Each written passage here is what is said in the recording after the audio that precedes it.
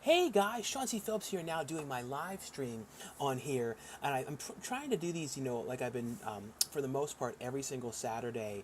But I ended up missing, last Saturday because of San Diego Comic Con. And thanks again to everyone who's been checking out the San Diego Comic Con vlogs and everything that I did at the event and everything. But yeah, I didn't go to Comic Con last Saturday. Now I'm hearing like my video looping. Hold on. Yeah, let me. No. I was looking back at the video, so I'm hearing myself looping. So it's always very strange.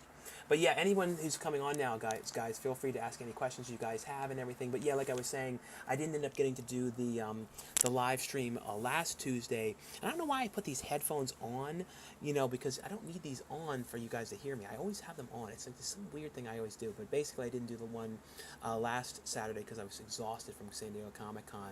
But also, I wanted to say too, guys, on live stream too, we're going to be talking on here a lot about the new film that me and Lauren Francesca are co-directing together, the horror comedy slasher film called Pay to Die. So that's what we're going to be talking on here, as well as kind of going over some of the perks and stuff like that. But the one big thing that I wanted to mention on here, though, is we have a brand new credit you guys can get only from, my YouTube channel, which is called a Coolduder special thanks credit on the film. So basically, in the end credits, there's going to be like a special thanks area. Then there's also going to be an area called Coolduder thanks. So in the Coolduder thanks area, you basically can put like, it's different than the Coolduder than the special thanks, but on there you can put like a link to your YouTube channel. Not, it wouldn't be a link, but like the name of your channel. So it could be like your name and then your channel name on YouTube. So stuff like that. So basically, the Coolduder thanks can be your name, but can also be your YouTube channel name, your Instagram name. So basically, you can put anything like that on there for the Coolduder thanks section. So that's the one thing that we're running on the film right now, and we did that on the last film as well for Mistletoe Massacre, and a lot of you guys were interested on that. So it's basically a way to help on the project, but for a much smaller perk. So we're doing it for only $12, as opposed to the normal special thanks, which is $25. The only thing that's different though with the Coolduder thanks credit though on Pay to Die is you don't have a credit on IMDb, but you have, like I said, the credit on the film's end credits. But thanks again, guys, who have been helping out on the campaign. And the other thing, too, I wanted to make sure to go over on for Pay to Die, because a lot of people have been interested in, getting acting roles to come out in person for the movie. So basically, we're going to be shooting September 27th to October 5th, and it's going to be in the Los Angeles area. So anyone who's wanting to come out and be in the film in person, that's the dates that we're going to be shooting this one. Like I said, it's all going to be the Los Angeles, Burbank area. But those of you guys who are not able to come out, and do the film in person, though, there are 3 different film from home roles on the film that you can get to be a video blogger, and basically that's like a YouTube vlogger who would be talking about the murders that happen in the film. So that's one of the perks you guys can get from the link that I have pinned in the linked chat. So basically, though, the one is, like I said, to be a video blogger, and your character will be commenting on the murders that happen in the film. The other one is to be an auditioner, and that would be somebody who is auditioning to be in the film that the characters are making, because the film is about a group of filmmakers making a indie horror slasher film. And basically, they resort to crowdfunding to make the film that they're making. So basically, though, they go through all the different kind of perks, and they have a lot of people that come and to get involved in the project. But when the movie also starts to kind of go viral because of some of the people that join the cast of the film that they're making. So that's where a lot of the where a lot of the vlogs will come in. So there's gonna be a lot of people kind of commenting on people that join the cast of this film, like, why in the world would this name actor join the cast of this horror film? So that's what some of the vloggers will be doing. The other vlogs will be doing stuff like commenting on the murders that happened, going, oh, can you believe what happened on that film they were making, stuff like that. And then auditioners will be people who are auditioning to be in the film that the characters are making. So even though they're running crowdfunding for the movie, they're all for the films that the movie that the characters are making, they're also doing auditions as well. So basically, there's going to be like in-person auditions that people are doing in the movie they're making, but there's also going to be a scene when they're watching video auditions. So that's where you guys come in for the film from home roles. So basically, we want to have like wacky, crazy video auditions that people are sending in to be in this horror film. So on the campaign, the one perk that you guys can get is to be an auditioner. So that's the one on there, and that's kind of where that auditional perk would fit in to the film. And the last one is to be a newscaster. And with that one, you're basically going to be playing someone who's a newscaster, reporting on the news. Like, oh, there was a murders that happened at the studios, and kind of stuff like that. You're going to be like an on-the-scene reporter.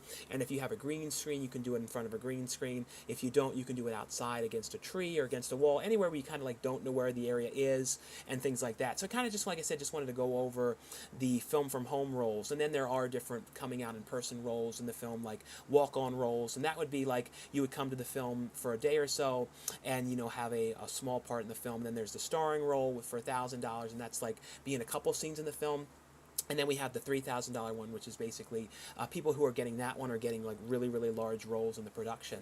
But kind of like I said, guys, just wanted to kind of go over them and make sure I had because I never really explained them more in detail, like the roles. And a lot of people have been messaging me, with questions about them. And I just want to say too, those of you guys who have been coming out and getting the parts to act in the film, I really look forward to working with you guys. And hopefully a lot of you guys are able to join in on this one, because this is one where I really feel like there's a lot of really fun parts, and there's going to be a lot of really cool stuff for you guys on this one. It's also a very self-reflecting film for things that I've gone through, and it's very cathartic for me, this movie. So I'm just beyond excited to do this one. Like, out of all the movies I've done, this is for some reason the most excited I've been about everything, and I'm so glad to be directing this one with Lauren. I'm so glad that she likes the idea of it, and it's going to be really fun. Like, out of everything, like I said, I feel like this is the one that I don't know what it is. It's like, for some reason, I'm literally thinking about everything in a different way. Like, I'm thinking of themes for the characters, the ways I want people to look, the wardrobe. I never thought about any of these films in this way, but this one, I think it's just because this particular movie is one that I want to make so much. Every other one I wanted to do, but this one was just so much more in particular, because when it came to Amityville Shark House, Karen, and Bigfoot, those were pretty much ones that we were making for SRS Cinema, and I was brought on to do them, and they weren't exactly the same. They were still my movies, but this I just feel like is my movie, and with Lauren, and it's just it's I don't know, it's just something about it, the idea I had for this concept over 3 years ago. So it's been something that's been kind of bothering me for a long time, really wanting to make this. So I'm so glad it's finally going to happen. And I just want to say again, like I said, guys, I really appreciate all the support. But now we're going to go through the questions, because I want to talk forever about it. Even though I could, because I'm so excited about this movie, we're going to start going through the questions. So guys, start asking any questions you guys have on here, about the film or about anything in general, movies or acting or anything like that. So let's see what's on here. Will there be a physical copy of Pay to Die? When it comes to physical copy, I don't know. I don't think we're going to offer one in the campaign. If we do, we might do a really limited amount. I almost would kind of like to do a limited VHS, and I just don't know how expensive it would be to make one, because that's the one thing that's a lot of times when people, I'll put these on because they look kind of weird around my neck like that, but a lot of times people ask me stuff about, I'll do this this is usually the better way, but a lot of people ask when it comes to the perks, when it comes to prices and stuff, oh, why is it that the t-shirt and the posters are so expensive? Because a lot of the things you actually have to pay the full price to make them. So it's $30 to make one shirt, you know what I mean? So it's or the poster, I think it's I don't remember what it was. It wasn't cheap when you get one printed of certain things. So that's the thing when it comes to, if we had limited VHSs made, I'm would it cost $30 or $40 just to make one of them? I don't know, because it's not, you can't really make them in the same way. You'd have to have somebody that would be able to take I don't even know how you would do it nowadays. I don't have a VHS recorder, and in order to do them in bulk too, so I don't know, but that might be a perk that we could consider. If you guys would be interested in something like that, a VHS copy or something like that, we could consider doing something really, really limited, and have a old school retro box designed or something like that. But like I said, the only problem is when you do all that stuff, it's just have the retro box designed. I think oh, that'd probably be $200. You know what I mean? So I always think of everything in cost. Well, that cost, that particular perk, we could do it, but it could actually cost us money, and it wouldn't actually have anything to go into the movie. You know what I mean? So that's all. You always have to consider everything with perks, with the prices and all that stuff. But if it was doable for an affordable price to do a VHS, that could be a cool thing. Let's see. I'm currently watching Amityville Karen. Well, thanks so much, Chris, for checking out the movie. And those of you guys who haven't gotten a chance to see that, Amityville Karen, that was one of the films that I directed. You can get the Blu-ray copy of that one from SRS Cinema. That's the distributor. And then the wide release DVD comes out everywhere September 13th. I don't know, though, if they're going to stock it in Walmart, because I have not seen Walmart stocking as many of the Amityville movies lately. They used to for a while, but I didn't see them carry, Amityville in Space, and I believe that one came out, I think, last week. Sometimes I notice, though, with certain movies, they get them like in a week or two later than they actually release, so we'll see. I really think Karen would do well for them in there, but I just don't know if they're going to stock it. The one, though, Shark House, though, will, if there is a physical DVD, I'm pretty sure that there should be. That's when we should see a DVD of it, in Walmart. Like, I'm hoping, because without saying too much, the other movies that the company, that's be distributing Shark House put out, they had in Walmart. So that's kind of all I can say. And they've had, like, in that particular series, I think there was like 3 of them, I think. So let's see. I'm currently watching. Let's see. How's it going, man? Doing good. Saturday nights are the best nights for live streaming. Thanks. No, I know. That's usually when I like to do them. Have you seen Nope yet? Nope. I have not seen it yet. I will see it, though. Have you ever watched the 2003 Cat in the Hat movie? I did. I actually saw that one in theaters. It was not that great, though. It was one of those movies, though, I remember that had a lot of, like, really fun, really weird, strange cameos in it. Like, it was one of those, like, there was, like, a scene in there, I remember, that when they had, like, the Cat in the Hat went to some kind of maybe I'm imagining this or something, but I think there was a scene when the Cat in the Hat went to a club, and, like, maybe I'm thinking, like, Paris Hilton was in there, and then, like, and am I crazy to think, like, Mike Myers was there as himself? I don't know why I'm thinking that. Like, I feel like he was, like, almost as himself. I don't think, maybe I'm crazy to think that. But I do remember there was, like, a scene in there when it was, like, he took the kids to, like, some kind of a party or a club or something. There was all these strange cameos. Like, I remember something like that. And I see a $20 super chat here from Burke Jones. Thanks so much, Burke Jones, for the $20 super chat to the channel. And Burke Jones says, hey, Sean, can't wait for Pay to Die. Well, thanks so much, Burke. I am really so excited about the project and bringing this one to life with Lauren. Like I said, I'm so glad that she's going to do this one with me and likes the idea and wants to direct this one together. Because it's one that I've, like I said, have wanted to do this idea for years. I've had this idea for years, even before I was doing films. Kind of like I was hoping somebody else would make this. It was kind of crazy how things have changed so much. But now I'm so glad that I'm to the point. But I'm glad that I'm doing this now because I feel like I've had so many more experiences, and from doing the films that I've gotten to direct, I've learned a lot, and I feel like it's the right time now to do it and everything. And any of you guys who have just come on to the live stream and everything, check out the link that I've provided there. It's pinned in the chat and in the description as well, and you guys can check it out and get a Coolduder, a special thanks credit on the end of the film Pay to Die, which me and Lauren Francesca are going to be directing together in the end of September.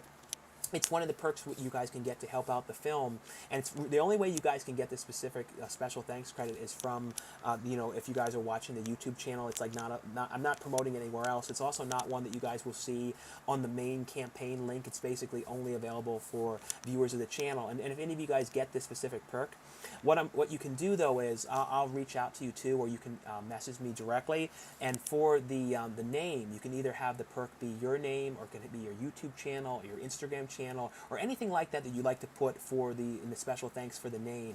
And basically what it is there's going to be 2 different special thanks. If you guys get a special thanks on the actual campaign, there you're going to get your name on the IMDb as well as the end credits. But if you get the Coolduder special thanks, you're only getting a special thanks in the movie, but it's in the Coolduder thanks section. So what I'm going to do too is like have like a graphic that's like me with a hat or something like that. So it's like everyone knows, oh, this is the Coolduder thanks section.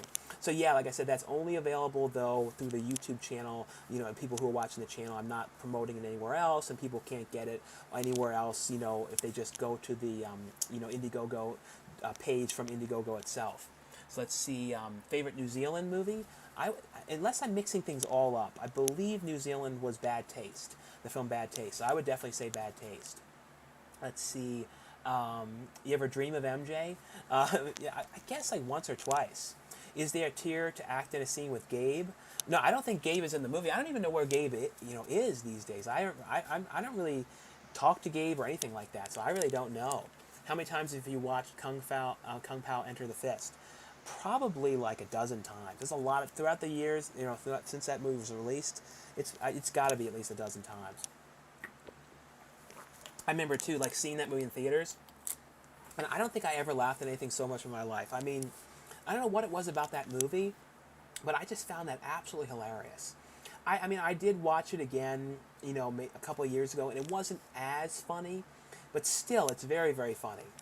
I think it was like at the time I was like a little bit more impressed with it. I mean, now I don't see it as impressive as I did back then, but still, I still really do like it. Let's see. Hey, Yo Duder, how's it going? Been going good. I just got done watching your old Donnermirth Friday the 13th review. Oh, thanks so much for watching that. Have you been in any TV ad commercials that re-aired a lot? No, I've never done anything commercials related. I would love to do something like that down the line.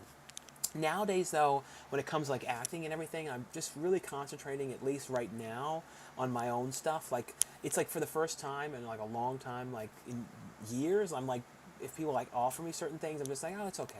Like, I've turned down like so many things lately, but it's like nothing that I would really, really want to do. But it's just like there's a lot of stuff compared to like me before. I was like, okay, I'll do it. Okay, I'll do it. But now I really want to concentrate on my own stuff, and I don't really want to like, I don't know. It's weird. It's like for specific stuff, I'll do it, but it's like, and I don't know. And then sometimes people like say they want you to do something, and they're like, oh, can you film this audition for it? But I'm like, but you just asked me and said you wanted me to do it. I'm like, what? It's like, it's weird. Sometimes people can be very peculiar, but like I definitely will do more acting again, in other people's stuff. I'm sure I will, especially after Shark House and a few of these other things release. I know that it's gonna help, for getting into other people's stuff and people seeing my things and everything. But right now though, I'm really having a lot of fun doing these movies and putting these things together with Lauren. I think that this is really what I'm enjoying the most. Let's see. Let's see. Hello, Max Keeble. How are you doing today? Doing good. I'm watching Spider-Man 3 on Freeform. Not bad, Big Bird. Hi, if you could direct a big Hollywood movie, what would it be? A sequel or a big blockbuster? I wouldn't honestly want to jump right into like doing some huge Hollywood thing. I feel like I need to like be ready to do that. And the thing is too, like from seeing the sets and stuff of bigger things and smaller things, there's not really that much of a difference. It's hard to explain, but it's just a smaller form of it, especially when you're doing like slightly larger ones that are like 100,000 in budget and up in that range. They always sort of seem the same. But like if I was going to be directing like a really big thing, like I don't know what it would be. Maybe something that would be like really attention getting, like if it was like doing one of the new, if they were able to finally do another Friday the 13th, like doing that, or getting to direct the remake of something really big or something like that maybe. But I can't think of anything like Hollywood related. Like I don't really have like the dream of Hollywood in my eyes anymore like I used to do that. Like, I don't know. I like doing these smaller movies, and I also really just want to kind of grow doing the mid-range stuff, like, and go up and like do a 70,000, 100,000, 200,000, 500,000, get to $1 million. Like that's kind of the goal and everything. But like I'm not like, oh, I just want to be on the set of some enormous Hollywood thing. I would definitely love to get to do one of the those Bruce Willis level type movies. I think that would be really fun to do. Like, and I knew a lot. I have known a lot of people. I mean, a lot of people who have directed them, and those type of films. So I feel like that would be really fun to do, and I would love to do one of those kind of things with Lauren. Like if we got to do like a $2 million like action movie, I would want to have it Danny Trejo be the star though. If we could do, I think that'd be really cool because Danny Trejo so often doesn't get to do like the lead roles in the ones, and I think that I like when he gets to do like really big parts and stuff. So I think that'd be really cool. And they get a lot of those action ones nowadays have like John Malkovich, and that'd be kind of cool to do something with John Malkovich. So I think that's the goal, is to do something like that down the line. My pipe dream right now in the next year is to get to direct a film for Saban Films, because Saban Films has been doing a lot of stuff like from what I can tell, like the couple $100,000 range, and like they did a shark movie which looks pretty cool, and I'm like I could do that movie. So I'm like, that's kind of the goal, is for us to get to do like something for Saban. And I really want one of the movies that we do to go to Shudder too. I think Shudder would be an amazing place for it, and I feel like Pay to Die too. I would love to have Shudder look at it when it's done. Hey Sean, I heard from Universal, and I've seen the trailer for Halloween Ends in theaters October 14th, rated R. I don't think I actually saw the trailer for it. I don't believe I did. I think I saw a teaser, but is there like a full trailer out now? Let's see. Will there be a Blu-ray copy of Mistletoe Massacre? We'll see who distributes it. That's the only thing, is like I don't know, who will pick it up and everything. I know like we really want like IFC to look at that one, Shutter. I think, but I also feel like it's hard with that one to know. I think Woods Witch though, honestly, could be Lionsgate. We'll see. We'll see. What happens on that one. What phone are you currently using? I have the iPhone. It's like the whatever the newest, and not the. I think it's the newest because I don't think the newest one just came out. So whatever the recent one is. I'm glad to reprise my, Amityville Karen role and bring Feldman Haim to your movie. Well, thanks so much, Steve the Stooge. I really appreciate all the support on the films and everything, and I can't wait to see the character come back. And you guys can see Steve-O the Stooge's character in, Amityville Karen. Let's see, I had Big Move, Mr. Bird. Max Keeble keeps on like quoting Max Keeble's Big Move quotes. How many calories are you eating a day to maintain your weight? Usually like I think it's like 2,500 or something like that, or sometimes around that range. Let's see, my parents made me saddy. It's funny. It's like a Max Keeble troll in the room. It's kind of funny. Have you seen The Black Phone with Ethan Hawke? No, I haven't seen Black Phone yet. I need to get back to theaters again. I did see the newest Jurassic Park movie, but I have not seen anything else since that. I really want to see Nope though. Maybe we'll try and see that sometime next week. There are some other things I want to go to, like the fair and a couple other things coming up that I want to make sure to do. I was going to go to that Midsummer Scream convention, but then I was like, it's a pain to get up there and everything. Let's see. Thank you for taking us to San Diego Comic-Con again. No problem. I really appreciate it, and thanks so much, guys, for checking out the San Diego Comic-Con vlog videos. I really love doing those ones, and it was fun getting back to doing something like that again because. When I went to the San Diego Comic-Con special edition one, it was such to me, so discouraging, and it wasn't at all the same. It was so small, and it just kind of depressed me. And I was just kind of when I went to that, I was like, man, are we ever going to have really the real Comic-Con again? So I won't lie, actually walking around at Comic-Con again for real, I almost felt like I could have cried. It was just because it was just okay, something real and normal is happening again. Because I don't know about you guys, but some of this stuff where it's just been everything has been so disruptive, and I know you guys are all the same. I'm just so to the point of it now where I just I just can't even take it anymore. It's you got to the point where you're just wow, I just have to do things regular now. It's it is what it is, I guess. You know what I mean? But it was just I just felt so glad to be able to be there again because I felt I don't know about you guys, but it almost felt to the point where it was is this it? Are we never going to be able to do this again? Are we never going to go to Comic-Con again? Thank God, luckily enough, through a lot of that stuff, I was able to do these movies and put stuff together because me as a person, at home, not doing things, not having anything to do is not good. I get depressed. I get, sick. I'm one of those kind of people. And that's why a lot of people go, why do you do projects all the time? Why do you do stuff so often? And the thing is, the reason why I do it is because it keeps me sane. It's the only thing I like doing. Truly, yeah, I go through a lot of stress and at times and stuff, putting together the movies, and it just comes with the territory. But in the end, when I'm actually thinking about stuff, when I'm actually thinking about creative things and coming up with ideas and just being on set and the whole thing and going around and looking for props and all that stuff, that's what I like doing. That's what I'm happy doing. You know what I mean? I still like DVDs and Blu-rays, though. I always will, but I won't lie. I don't get that joy anymore as I did. I get the joy now doing these movies. It's very much a swap in my life mentally. I used to kind of get happy buying DVDs and Blu-rays, and now I'm just no, it's fine.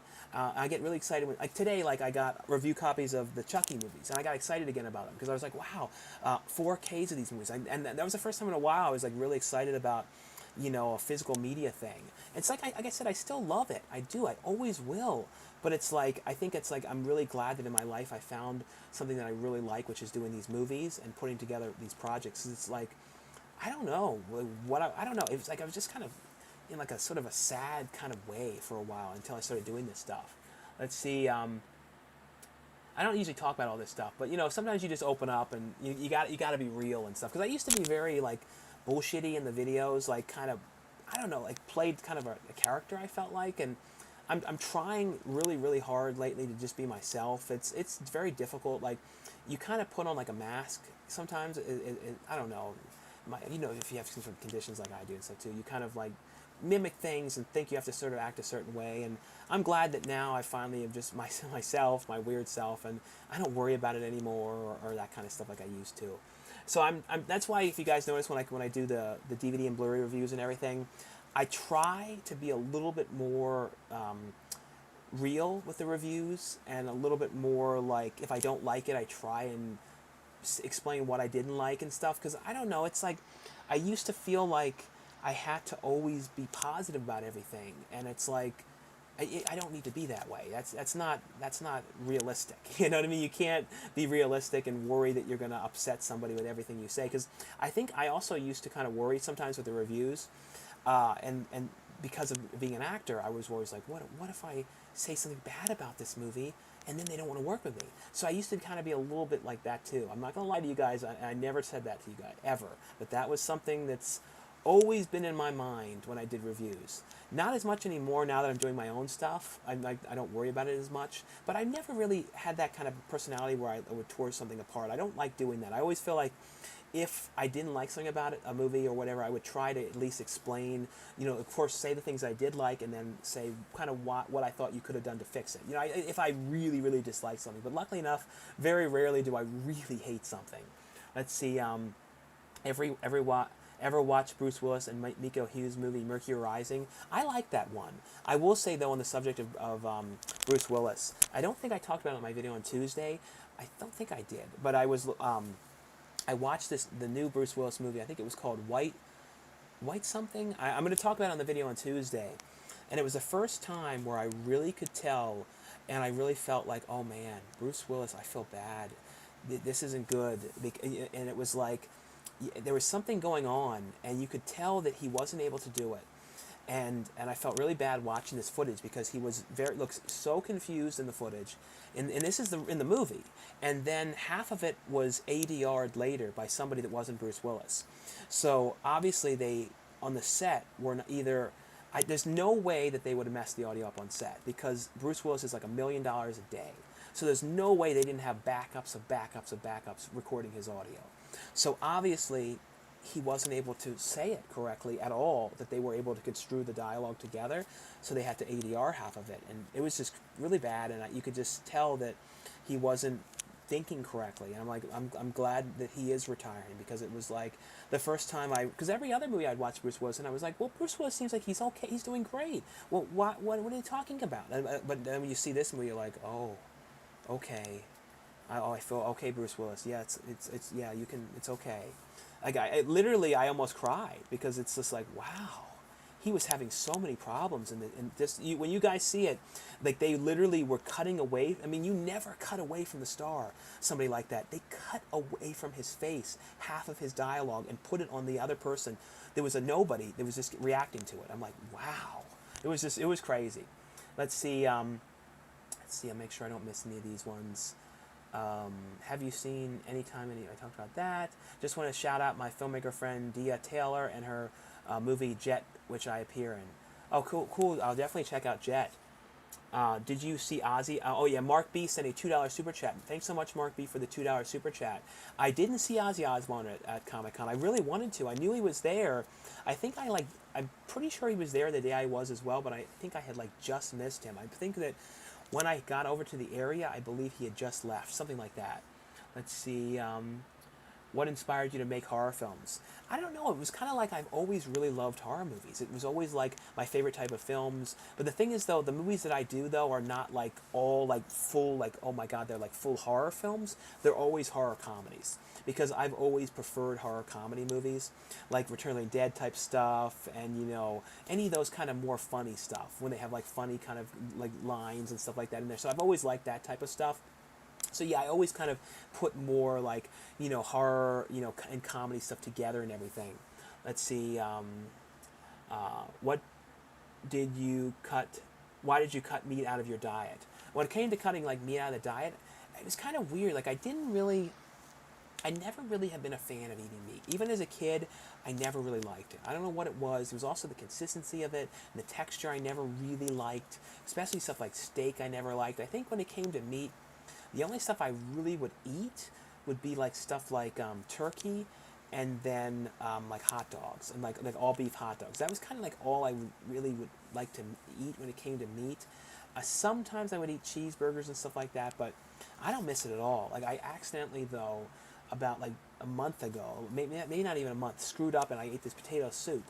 And then I found out later that it had bacon in it, and it was weird. Like the very next day, like the morning, I felt so sick. Like my stomach was like awful, and I'm like, oh God, what is going on? And I thought it might have been that stomach virus thing that was going on that people were talking about.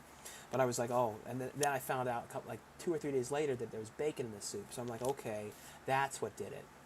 But it was more too that I don't really like eating animals. I've never really liked that. I've always kind of had a problem with it. Like when I did the movie Butcher's Bluff, like I'm really strange. Like I was out there and there was all these cows, and they were the ones like that people eat. You know what I mean? Like and it was a whole big group of them, and they all like came over and like looked at us when we were filming. They were all like and all that stuff. They like looking at us and staring at us and stayed there for like 5 minutes and then they left. And I got kind of depressed, and I was just like, man, people are going to eat those cows. And I started crying a little bit. I'm like tearing up a little bit. I'm like, what's the matter with me? But I'm just kind of weird. I'm weird about like knowingly eating. I don't know. I just that's just kind of how I am. What's better, filming on location or in a studio? I honestly think studio is better. I mean, they look like a studio, yes, but the one thing I like about a studio is they're much more controlled.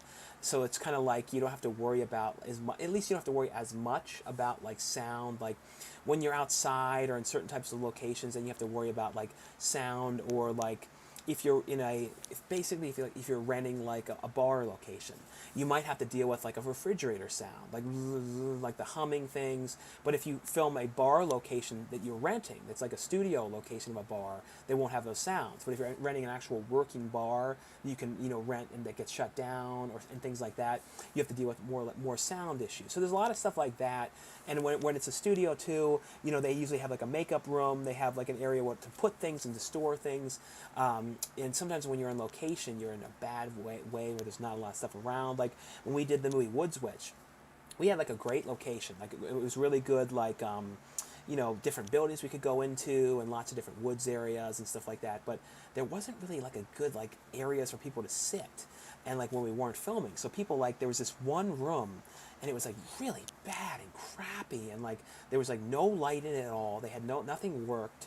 So it was like, and that was the thing. Like when you're in stuff like areas like that, you don't have like a lot of stuff like really good creature comforts. Like the bathrooms are bad.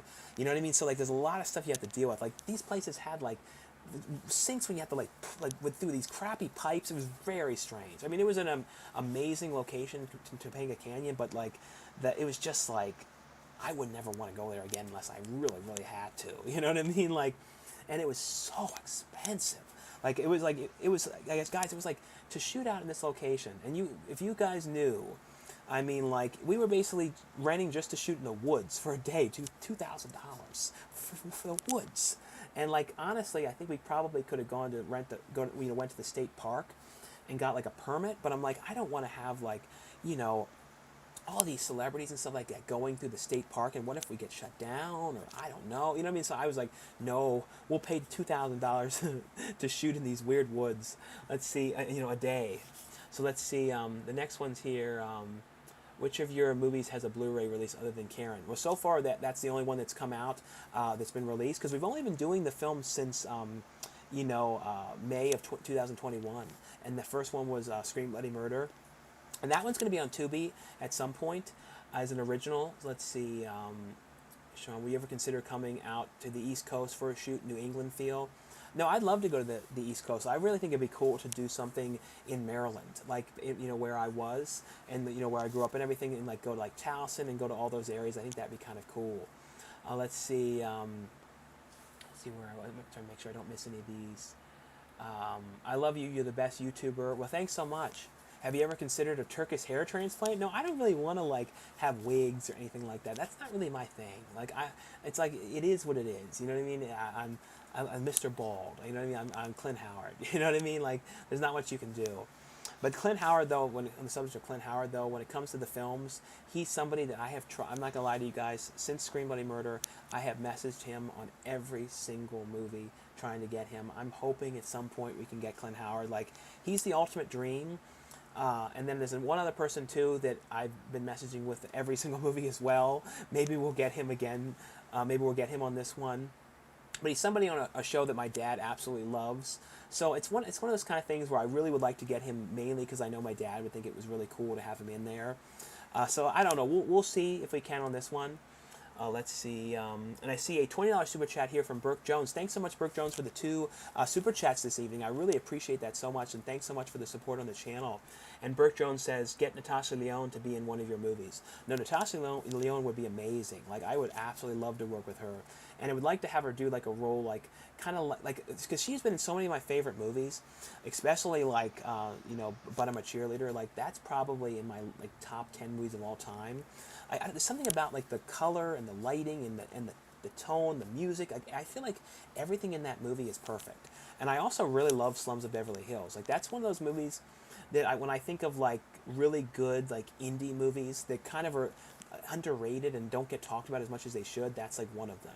And it's, like, I feel like there's people that know it, but there's still no Blu-ray of that. And it's one of those things, too, that I feel like should honestly be a Criterion release. I don't know why that never has. There's some things that, like, you're like, how have they not come out from Criterion? Like Gummo.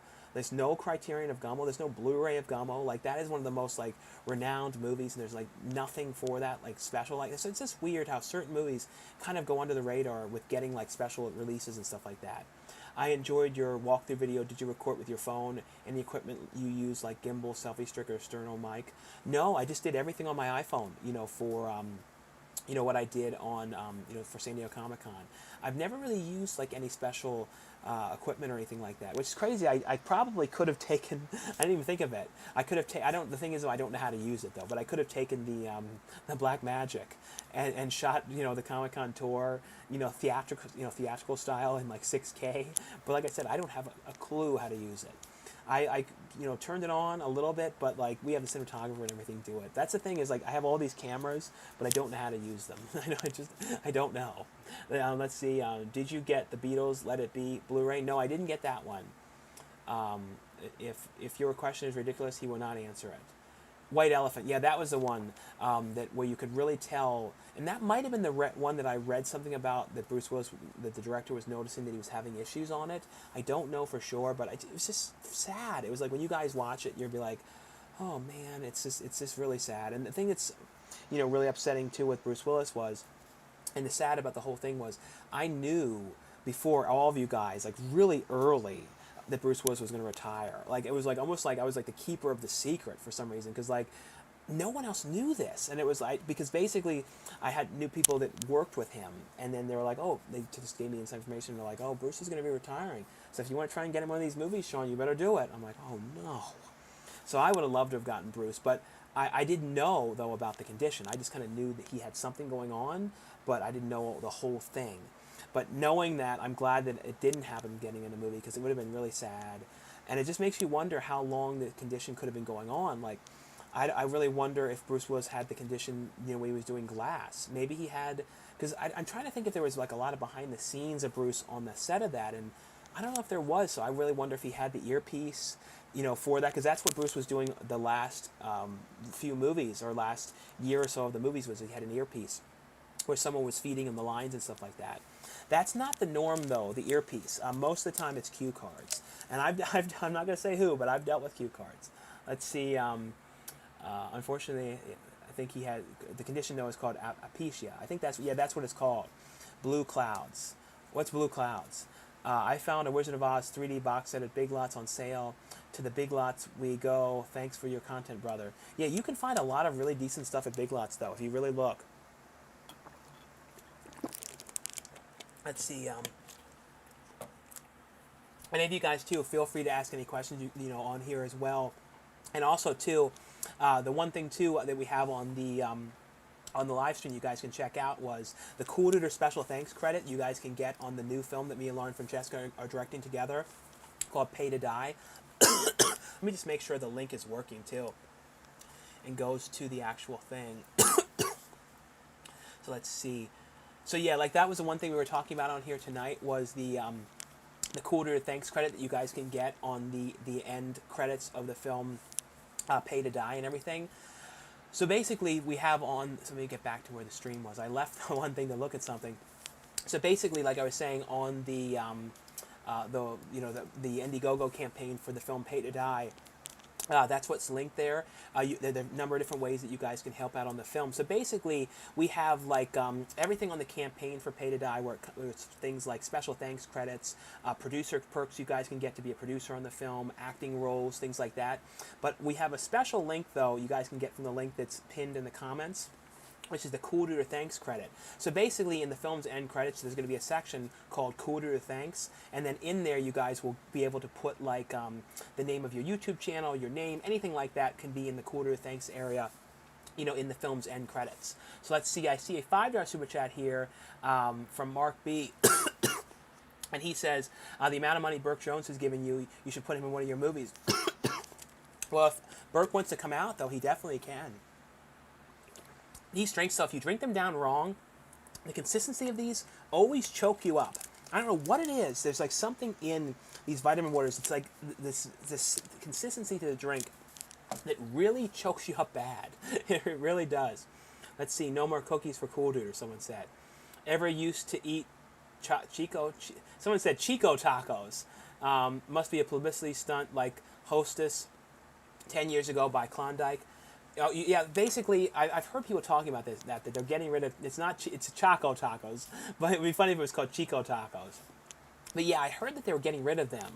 So yeah, and what's so weird was, too, from what I remember, Taco Bell just made like a big thing like a couple months ago, oh, the Choco Taco's coming back. So what they're probably going to do with the Choco Taco, if that's what's going on, if they're getting rid of it everywhere, it might be one of those kind of things where they like get rid of it and then bring it back certain times of the year. So they're like, oh, every like 6 months or every year they'll bring it back for like a month. And it'll be one of those weird things where they'll move a ton of products and everybody like, oh, I miss those Choco Tacos. And it's sort of like a trick to get people to buy them. So then they'll buy them like crazy during that month that they're available. It's the same thing that McDonald's does with the McRib. Because if they had that all the time, people would get tired of it. They'd be like, oh, they got the McRib. It's there all the time. But see, since they have it, and then they only have it for like a month at a time, they get rid of it for like, 6 months or 7 months and bring it back again. People are all excited about it. So it's the same thing that Taco Bell does with the fries, the taco fries, and certain things. So if anything is too popular, they do that kind of stuff with it. Let's see. Hey, Sean, have you ever been to Midsummer Scream Horror Convention? It's happening this weekend. Yeah, I could have gone to it this weekend, but then I was like, I don't know. But no, I've never been to that one. Have you seen any films from Gator Blade Films? Yeah, I think I've seen a bunch of their movies. Hey man, fan from way back. What happened to your dad doing his own YouTube and popping up in his videos? He used to have his own channel. Put a Fish in It. Yeah, it was called Put a Fish in It. Yeah, I don't think he doesn't really do the videos and stuff as much anymore. Maybe he'll do stuff again, like story time or stories and things like that. He has been, though, posting stuff up on his Instagram. So he does have an Instagram page. Just search Stephen John Phillips, and he puts his artwork and stuff like that, his photography, pictures and stuff like that on there. Let's see.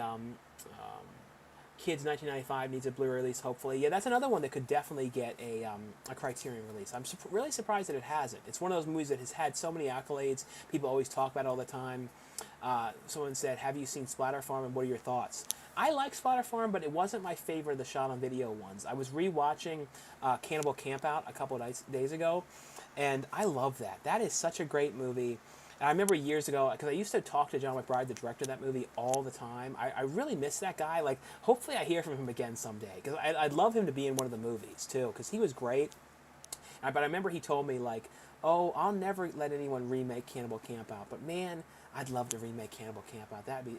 There's something about that movie. I truly think that might be secretively one of the best slasher movies ever made. And even though it was so cheap, shot on video, there's something about it that is incredibly creepy. And with the acting and everything too, and you look at it too and you're like, my God, so many movies ripped off that film. I remember like, and I'm not going to say who it was, but I even caught somebody, a director, a big director, that made like a series, filming a series, and I said, "Oh, did you ever see Cannibal Campout?" He's like, "Oh, I love Cannibal Campout." I'm like, "Oh, well, that explains why that scene in that movie was so similar." So okay, but yeah, that's like one of those movies. When it comes like, especially to the shot on video ones, I think that's probably the best one. But my God, like watching it again, I forgot how good it was. Let's see. Let's see. What is your favorite movie released so far in 2022? Probably X. But I really can't wait to see the Pearl. I think that looks really, really good. Let's see. Horror movies released so far. Have you seen Dead Burrow? Dead Burrow? No, I don't think so. I think Island of Dr. Moreau 1996 needs a Mac Daddy Blu-ray release with a great transfer. No, I agree. I think that I can't believe that there hasn't been like a Shout Factor or anything like that for that. I don't believe. I think Scream Factory. I think that'd be really cool. But that's one of those movies.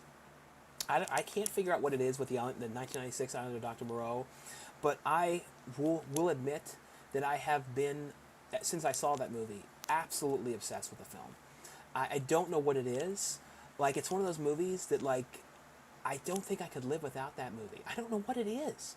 I've always absolutely loved that movie. And it's like everything about it to me is perfect. Like, that's one of those kind of things, like, if I could remake that movie, that would, in that way, would be amazing. I think it's just something about that story too. I really love the Dr. Moreau's story and the idea of somebody like living out in the middle of like this island and doing all these weird experimentations and stuff like that. Like, I like that kind of stuff. I also like older actors too in movies where they're like weirder old men characters and stuff. Like, I really like that. Like, all my movies too, I always like to have like older actors and weirder characters and stuff like that. I don't like normal stuff. I really like weird shit. That's the way I am. So when you guys see a lot of these movies, you're definitely going to be seeing some of the weirdest movies you've ever seen in your entire life. And if that's not the way you feel when you're done with it, I didn't do my job right. And you're definitely going to get that vibe with Bigfoot. When you see Bigfoot, that's probably the single weirdest Bigfoot movie you guys are going to see in your entire lives. Let's see. I see a $2 super chat here from Burke Jones. Short-lived live show. Wish you lasted longer. It already. I think it's still live, isn't it? Because I didn't go live. I'm not live right now. Let me check because it said short-lived live show. Because I'm still live at the moment. Let me make sure it didn't like cut off. Yeah, it's still live. So yeah, no, don't worry. I'm not leaving yet, Burke Jones. But thanks so much for the $2 super chat. Yeah, I thought you might have said that I already left the live show. Let's see. Is a hot dog a sandwich? I don't know. I mean, I guess you could kind of say it was. Do the the new Child's Play 4K Blu-ray releases have the TV cuts as a feature? I have to check on the back and everything. I didn't get to look at everything on them. Those ones just came today. I feel like I remember something about a TV cut, but I don't know if it was on those ones or not. I will let you guys know for sure though, and I'll make sure to mention that too on the reviews and everything. How's your mom doing these days? She's been doing good. I'm going to Book Off on Monday. Are the prices expensive? I actually went to Book Off tonight. I thought about making a video there, but then I was like, it was like they were playing this like music, and they were closing in 20 minutes, so I just didn't really have the time to do it. But I went there. The thing with Book Off is you can find stuff for very, very cheap, but the thing is they really know the prices. So like if you go there and you're like, oh my God, they have this, and it's like some rare thing you've never seen before, and you look at the price, you're like, oh. So usually they know the prices of things. So what they do is they usually check eBay, from what I can tell, and they're usually taking from the most expensive price they find. So there's stuff in there that can be very expensive. So like, but they do have things that are like $3 and $2 and stuff like that. So there is cheaper things and a lot of stuff that's $10, $20 and stuff like that. But just don't go there looking for really, really rare items because they'd probably be very expensive. There are times though that as Fluffy Gamer used to say, I caught them slipping, and there are times that you would catch them. They would put the wrong price on things or something that's really valuable, like worth $50, $60. They wouldn't know and they charge you like $3. So there was times like that. Let's see. Have you seen The Elephant Man? What do you think of it? Yeah, I saw that movie. I haven't watched that movie in years though. Is it just me at a return to sleepaway camp really grow as a passable movie over the years because I used to hate it. Yeah, Return to Sleepaway Camp in many ways became really, really good. I don't know why, but like I think it's like looking at it now compared to a lot of the slasher movies that we're getting now, Return to Sleepaway Camp is way better. The problem with Return to Sleepaway Camp, though, and I think was the worst part of it was not the direction to the actors. I think it was more the direction to the extras. There was something very unhuman about the way everybody in that movie acted that was the campers. Like, it was like in all the scenes, like all of the campers that were like the background extras and stuff would just be paused and they wouldn't move. Like, so there was no direction, like walk back and forth, pick this up, move this, do that. So often the characters, if they weren't talking or anything like that in the scenes, they would just be paused, like waiting for something to do, like not reacting, not moving. So that was why that movie, I think, to most people that watch Return to the Sleepaway Camp, saw it as such a very like alien film. Like, what the hell is with this movie? It was because it was just some of the direction to the background and the acting stuff was just off. A lot of the main people though were good. Like the one that played Alan, I liked. I would love to get that guy in a movie. But I remember I talked to him right after he did Return to the Sleepaway Camp, and he's like, "Oh, I got paid well, and I'm not doing that again." And that's what he said to me. I'm like, "Oh, okay." Let's see.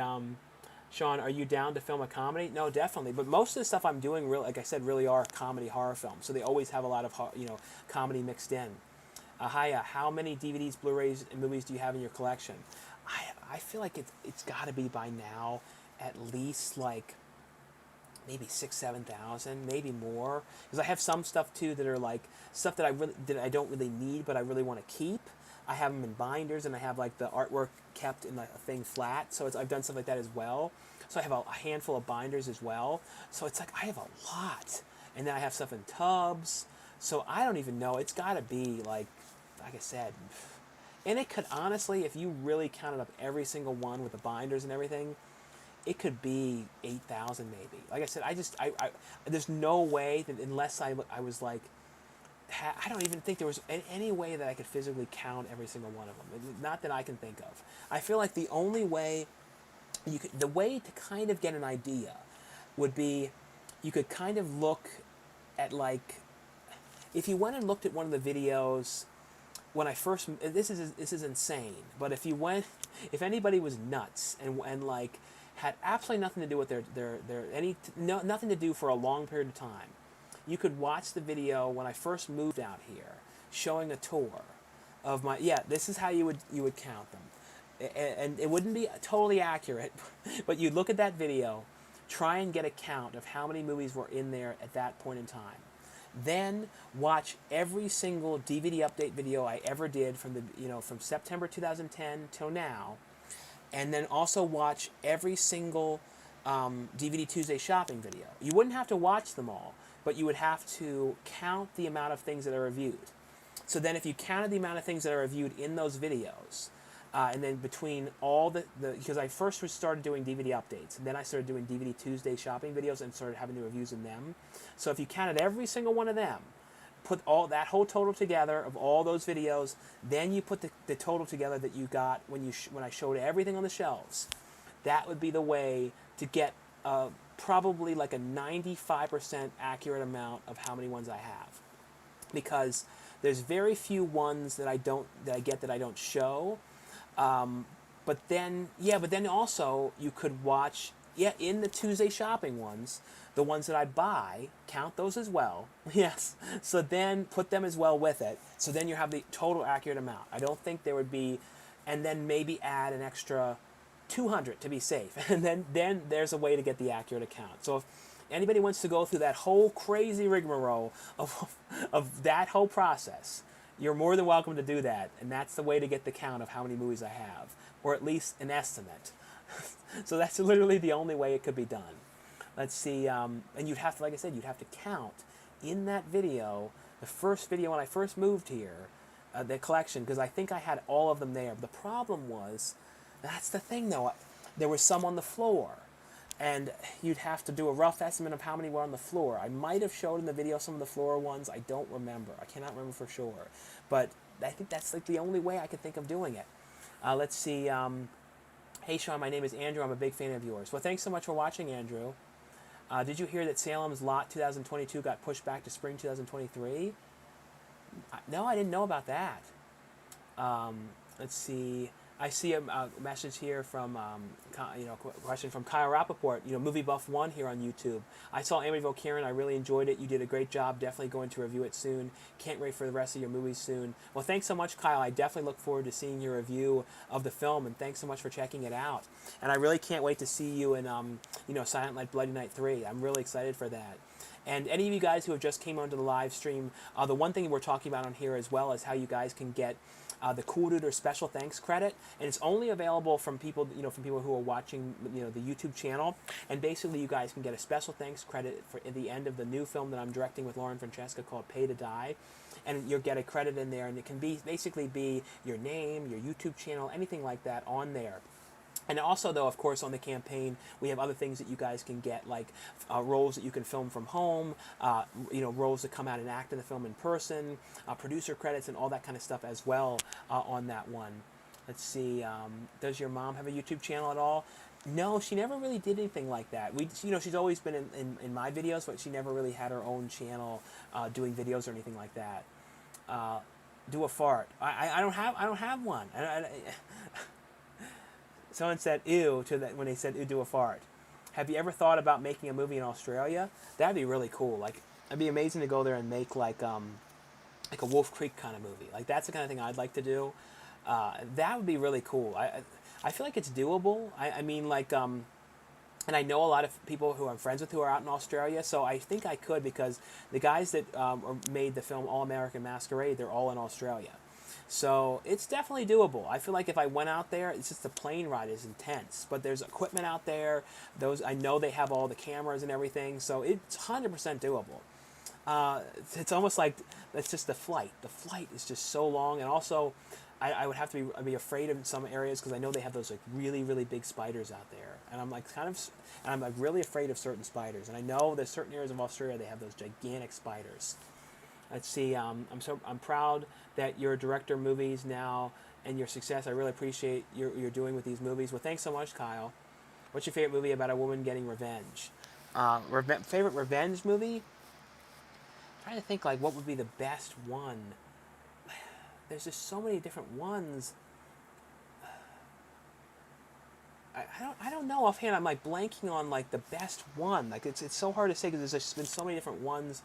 I really did like that film Revenge, though. When you say Revenge, that was a recent one that I really did like a lot.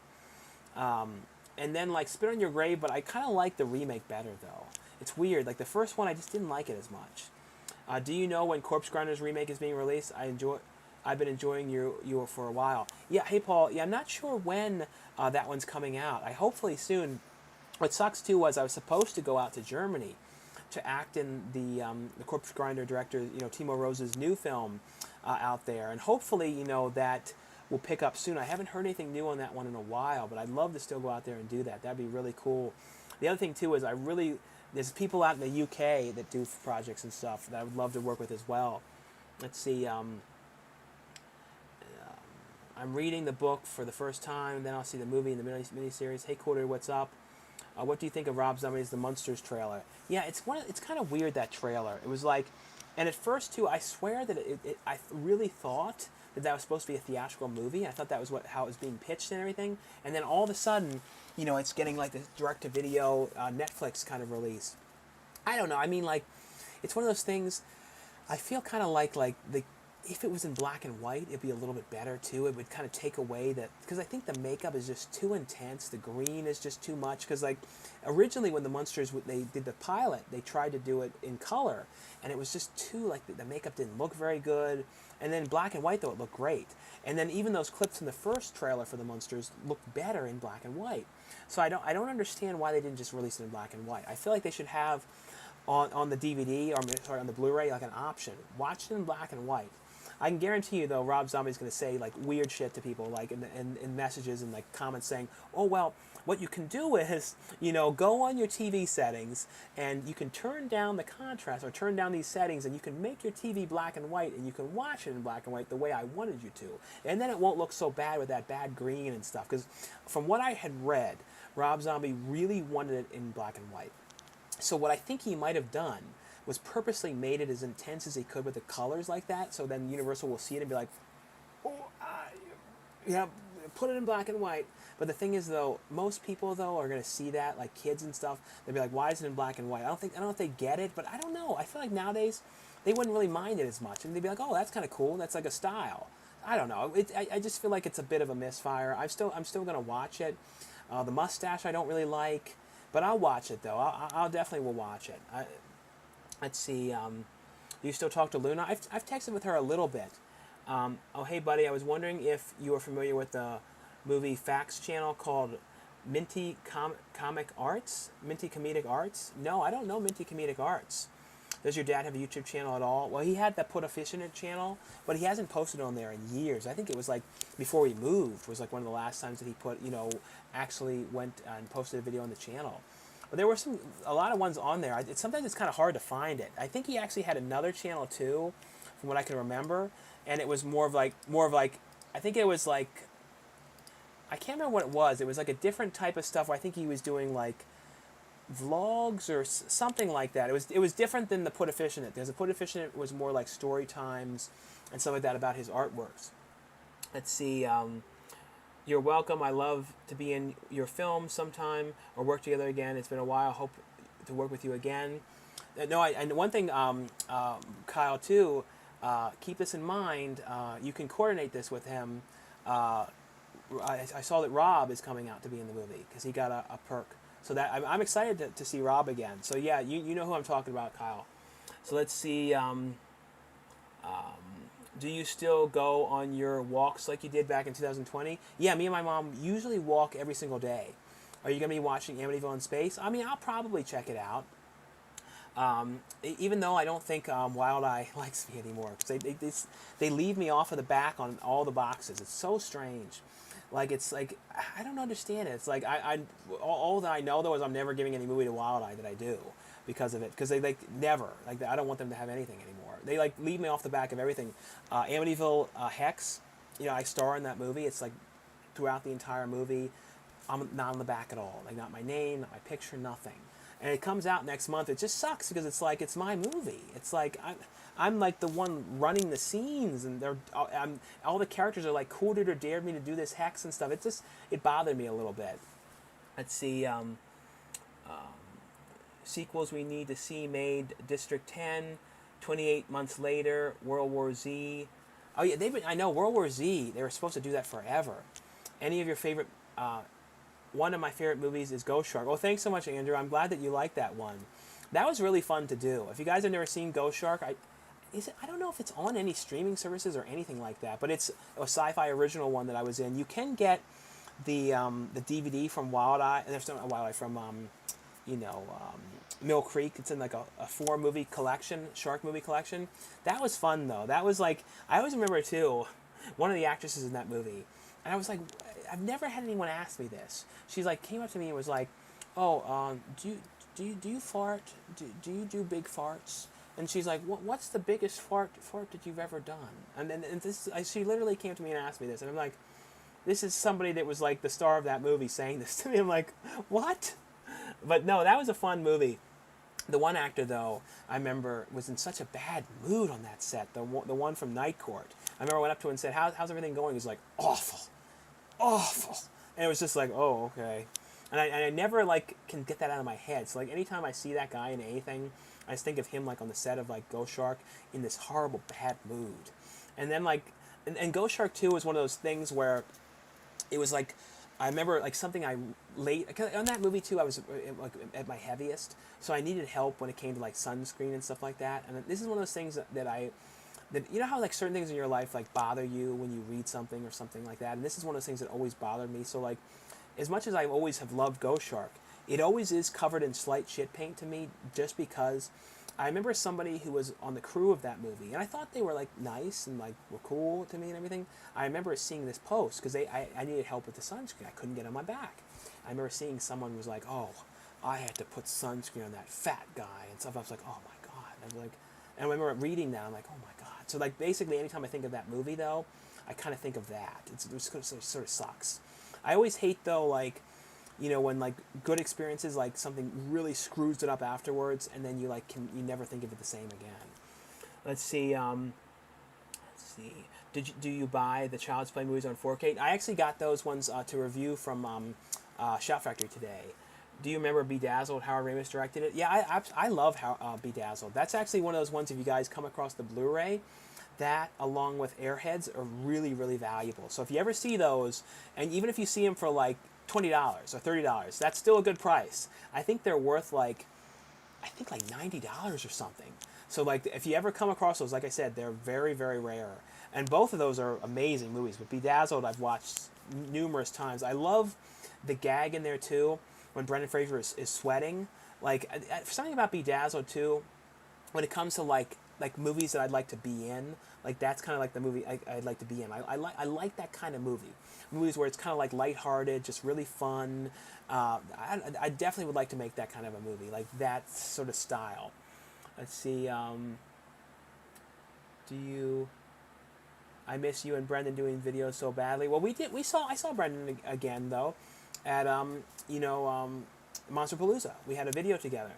Do you ever go to the movie theaters anymore? What was the last movie you saw in theaters? Well, the last one I saw in theaters was Jurassic World, the newest one. So we definitely want to do, something together again for sure. I mean, go to another, movie again. The last one we saw, like I said, was Jurassic World. I want to see Nope, probably like in the next week or so. We'll try to see that. There's another one too called like Easter Sunday. I think it's Easter Sunday. That looks really interesting. And that one has the woman who was in, she's had a total comeback, which is amazing. I'm so happy for her. It was from, Wayne's World. Because she had just done like kind of throwaway movies for the last, like no offense, but for a long time. And this is a huge, huge movie for her. So I thought that was really cool. I always like when people have big comebacks. Like I'm like a huge fan of comebacks. I don't know what it is. Like I always liked like giving people another chance. And I don't know, something about that I always like. Let's see. Do you want me to be in the movie together? Well, if you're able to, if you want to come out and be there the day with, with Rob, and Rob is okay with taking you. That's like I said, that's all stuff you guys have to coordinate. But I have no problem, since Rob's coming, with you being involved, Kyle. Are you excited for Prey, the new Predator movie? I thought that looked pretty cool. I think it's going to be like a Hulu original movie. Let's see. Have you ever thought of directing the Amityville Karen prequel, like the events that led up to the Amityville Karen? The thing is, though, when it comes to like Karen, I don't own, that movie. It's like SRS Cinema, so I couldn't like do anything with that like that related directly to the movie. But it would be kind of cool to do something like prequel wise. But there is supposed to be a sequel though with Caleb's character. Called, I don't think I'm supposed to say the title, but it's supposed to be like a sequel though, that maybe, will happen. We'll see how everything does with the, Ron will definitely tell me at SRS, like, if they want another one. I would like to have another one, but I still would rather have Karen somehow back in it again. Like, I think if we did it, I think it'd be better to do a sequel with Karen being brought back, to life again or something like that. I wouldn't like the idea of like not having a Karen movie. I don't know. It's kind of weird. I don't, because it was supposed to be a spin-off movie, but the idea that we had for it was sort of like a Texas Chainsaw Massacre thing, which could kind of be cool. I do really want to make a Texas Chainsaw Massacre kind of parody type film at some point. I have this whole thing that I really want to do of parodies of certain movies. But we'll see if I get to do them. And the other thing I really want to, at some point, try to do is an anthology. Because I was looking at Creep Show 2 again last night. I was like, man, it'd be kind of cool to do something like that, where it was like so 80s and so like, those kind of stories and everything. I think it'd be kind of cool. Are you excited for talk about that? Will you see the movie Prey? I talked about that. When will Butcher's Bluff come out? I don't know when Butcher's Bluff is coming out. From what I've heard, from the director, I know he was posting that it's like going through like the sound stuff, and I think he's going to be having like a small screening or something like that for it at some point, I believe. I don't know though when it is though, but I'll be sure to let you guys know for sure. You know, I did have like a terrible scare though with that movie. I remember he was like, "Oh, I think we might have something happened to the audio and it might have gotten lost." So for a little while I was worried I was gonna have to ADR everything for Butcher's Bluff. So I was like, "Oh no, am I gonna have to ADR everything for that?" I am though in the next like 2 or 3 weeks though, gonna have to do a lot of ADR work though for Shark House. So I'm gonna be doing a lot of that. So that's gonna be my first experience with that in a long, long, long time, with really doing it, because I'm gonna have to go through and pick up a couple things and all this type of stuff, because we have a really big release for Shark House. Like I said, I cannot wait to when that's all going to be, you know, public. It's just incredibly exciting, because it's like that was the second movie that I got to do, and for the second thing I got to do, for it to get a release like that is just like it's kind of like, for me, I just think of it as like a dream to have happened already. And the thing is too, the Scream Bloody Murder 2 has a big release as well too, so it's both of them. But I'm more excited for many reasons with Shark House though. Let's see. What did you think of They Them trailer? I thought it looked really good. I wish I had that streaming service. That Peacock's the one. I just don't know if I'm going to get that one, because I really want to get Paramount Plus. So if it's like between Peacock and Paramount Plus, right now I would much rather get Paramount Plus because of Beavis and Butthead, because of that Bryan Cranston movie, because of the Beavis and Butthead movie, and the show on there. So there's a lot of stuff on there that I really want. So like, I just, what I'm really wondering is, I just hope that They Them is going to get a DVD or a Blu-ray.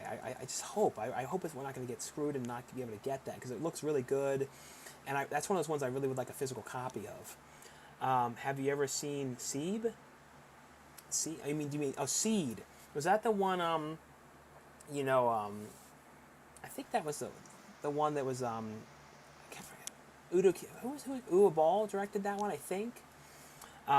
Did you watch Austin Powers and Goldmember in theaters like I did?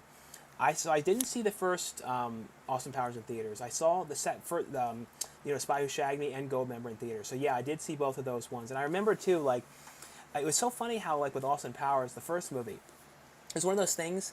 When I first saw that movie, I feel like most people thought that was a direct-to-video film, but the thing is, it did go to theaters when the first Austin Powers came out. But it was crazy how it was a total bomb. Like, no one saw it. It was like in and out of the theaters. Like, I feel like in a week, at least from what I can remember. And then it came to VHS.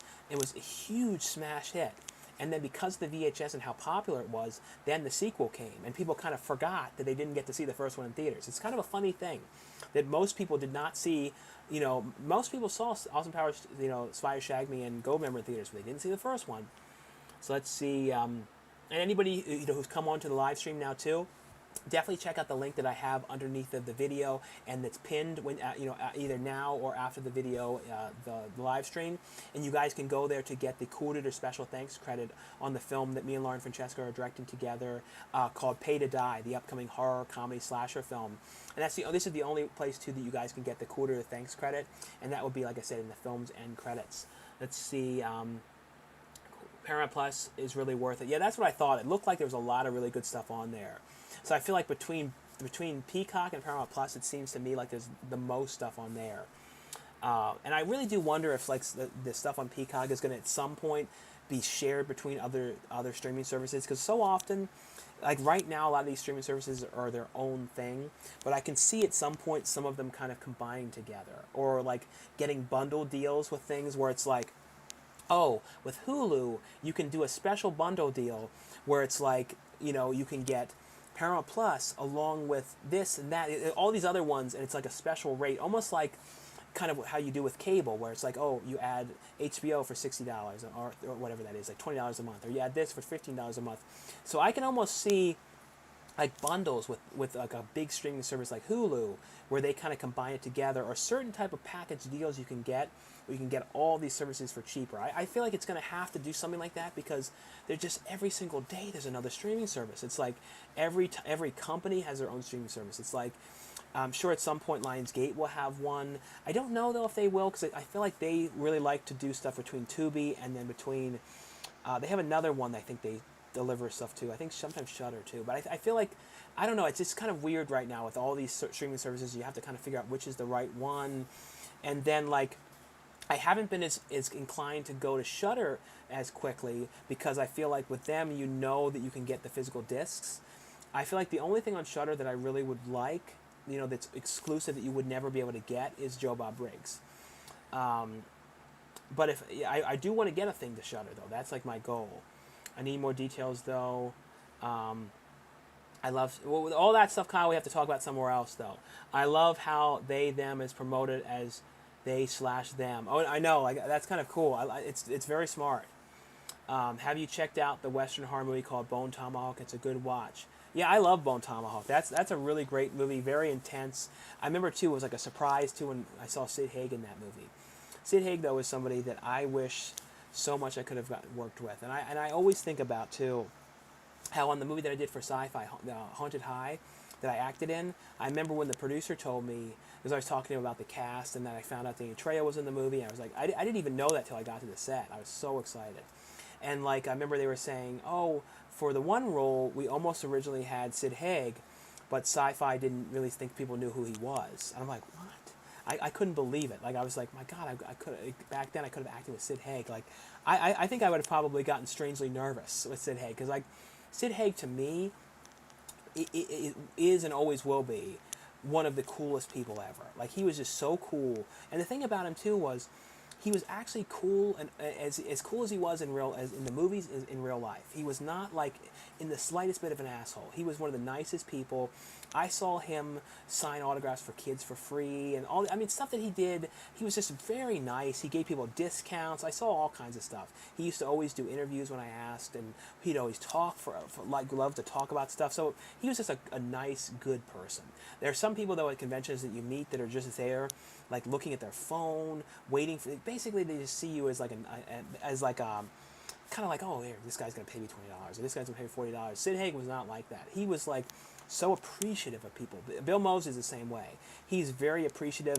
Like he has this person. Like when you get an autograph or you talk to him, he has this kind of way about himself. Like he's like, wait a minute, you want to talk to me? You give a shit about me? Like that's what I like about Bill Moseley. Is he's never gotten full of himself. And there's so many celebrities that get so full of themselves. But there's some people like Bill and Sid and some of these people and Michael Berryman that never get full of themselves. That they're always just cool, and they always are kind of like surprised that people care. And it's just, and that's the way people should be. They should be appreciative. But there are some celebrities though at conventions that, ugh, my God. they're not all like that. If I get Paramount Plus, you got to watch South Park Streaming Wars and the special. Yeah, oh yeah, I saw that they had special South Parks that you can only watch on there. And so the Streaming Wars ones too, did they connect in any way to the series? Like that's what I wonder. I was wondering about the Streaming Wars. It's like, did they reference anything on those episodes in the actual show that you can only see on Comedy Central? Like that's what I really wonder if like they're say anything about that or they're like recap them or I don't know, because like I said, I haven't watched South Park in a while either. I've been kind of like, I don't know what it is. I sort of fell off with South Park a little bit in the last like year. Let's see, what's your opinion on She-Hulk? I've seen the trailer. I thought the trailer looked good. I haven't seen like, I don't know if it started airing yet or not, but I haven't seen any. If it did, I haven't seen any episodes though. Sweet. Favorite Disney movie? Probably Pinocchio has always been one of the ones that was my favorite. Hey Coolduder, how's Dweebo and your mom miss your videos with them and when you go to Disneyland with them? Yeah, I haven't been to Disneyland now in like over 2 years, which is crazy. But it's like, it doesn't really feel like that though, because it's like I've gone, and to I watch so many Disney, like theme park vlogs and everything, and I feel like I've just been to Disney. It's very strange. It's like when you watch so many of those ones, you just videos like that, you just sort of feel like you've just been there. And anyone, guys who have come onto the live stream now, like I said, the one thing we were talking about in the live stream on the show tonight was about the perks on the Indiegogo campaign for the brand new horror comedy slasher film that me and Lauren Francesca are co-directing together called Pay to Die. So on there too, there's a lot of different ways you guys can help on the project, like get a producer credit, get a special thanks credit. But the thing we're talking about in here tonight is the Coolduder thanks credit, which is only $12, and it's the cheapest perk that you guys can get in the campaign and ways you guys can help on the project. And basically you guys will get in the end credits a special thanks, a Coolduder thanks credit with your name and like YouTube channel, basically anything you'd like to promote in there when it comes to social media and that type of stuff. Let's see. Have you seen Chucky season 2 trailer? I still need to watch that one. I'm going to watch the show though for sure. It's one of those things though. I almost feel like maybe I shouldn't watch it because it might spoil or something. Like sometimes I kind of like when I don't see trailers for things, and I kind of avoid spoilers. Hey Sean, I meant that I wasn't short-lived TV show. So what did he say? What does it say? Something about a short-lived show. I read that Monkey Bone was meant to be a completely different movie. There was something about Monkey Bone that happened, like, I think from what I can remember too, there was like supposed to be like a whole line of figures for that movie, and I remember like my dad bought some at Comic-Con. I think at Comic-Con they had like some exclusives for Monkey Bone, and that was before people knew the movie was going to be a bomb, and basically like they had like I think 3 toys you could buy there, and then on the back of the box they had all these other ones that of course were never produced. So I remember that too. Like that Monkey Bone had a lot of problems. I mean, from what I can remember, it did not go well, and then like it didn't do well with the money or anything. So it definitely was a large failure in many points. But I liked that movie though. I thought that was actually a really fun film. Hey Sean, Pinocchio's Revenge VHS tape had got ruined over the years. Oh, that sucks that it got ruined. I always liked that movie. I watched Morbius and the Batman a few nights ago. Which one did you like more? It's kind of strange to say it, but I kind of like Morbius a little bit more, even though I know it was not a better movie. I just kind of liked it because it was so bad. Like I like that scene too with like the dancing scene and stuff. I like sometimes really bad stuff. I can't help it. But I really want to see. I did want to see The Flash, but the one guy who's playing The Flash is like an arse. But I really want to see it for Michael Keaton because he's going to be Batman again in it. There's talk though they're probably gonna they might have to digitally replace him in the whole movie. I think they've talked about that. I don't know if that's going to happen, but oh my God, the money if they have to take him out of the movie. Have you seen American Satan? No, I've not seen that one. Before I go, I remind you to watch an Australian horror film called Fortress. Oh no, that's a great movie, Andrew. Fortress, about the kids that are like in the class field trip, running out, hiding out in the woods, about the bad people trying to kill them. That's an amazing movie. I remember I saw that movie for the first time, I think on HBO. I knew nothing about it, and it was one of those ones I got like obsessed with. I'm like, this is a great movie. But no, I've seen Fortress. That was a great movie, Andrew. Let's see. Have you ever seen the movie Lake House, Lawrence? Wait. Have you ever seen the Lake House, Lawrence? Has there ever been nudity in any of your movies? Yeah, we have had nudity in. What ones had nudity? So there was in Scream Bloody Murder. There was like I think there was two topless scenes in Scream Bloody Murder. In Amityville Karen, there's a topless scene. There's a shower topless scene in Shark House, and then in Bigfoot, there's an arse, male arse, which is the funniest of all the nudity we have. It's probably going to go down in history as one of the best scenes of anything in any of the movies I do. It's so ridiculous. It's the absolute best scene ever though. It's like what defines the Bigfoot movie. And then in Woods Witch, we had a topless scene, and then nothing in Mistletoe Massacre. Probably something though in Pay to Die though. Let's see. Where was I? Do you prefer Major Pain or Blank Man? I am Major Pain. I'm gonna give you something to take your mind off that pain. I think Major Pain or Blank Man. I think Blank Man. As much as I like Major Pain and I really think it's a fun movie, Blank Man is like, in my opinion, like one of my favorite movies ever. Like something about the way that movie flows and everything. It's one of those movies too that if I'm like having a bad day or in a bad frame of mind or something, it can really cheer me up. Like that type of a movie. I don't know what it is. Like I just absolutely love Blank Man. And then like when J5 in that movie gets destroyed, like I tear up, and I get like very invested in Blank Man. I don't know what it is. I just like a really, really great movie.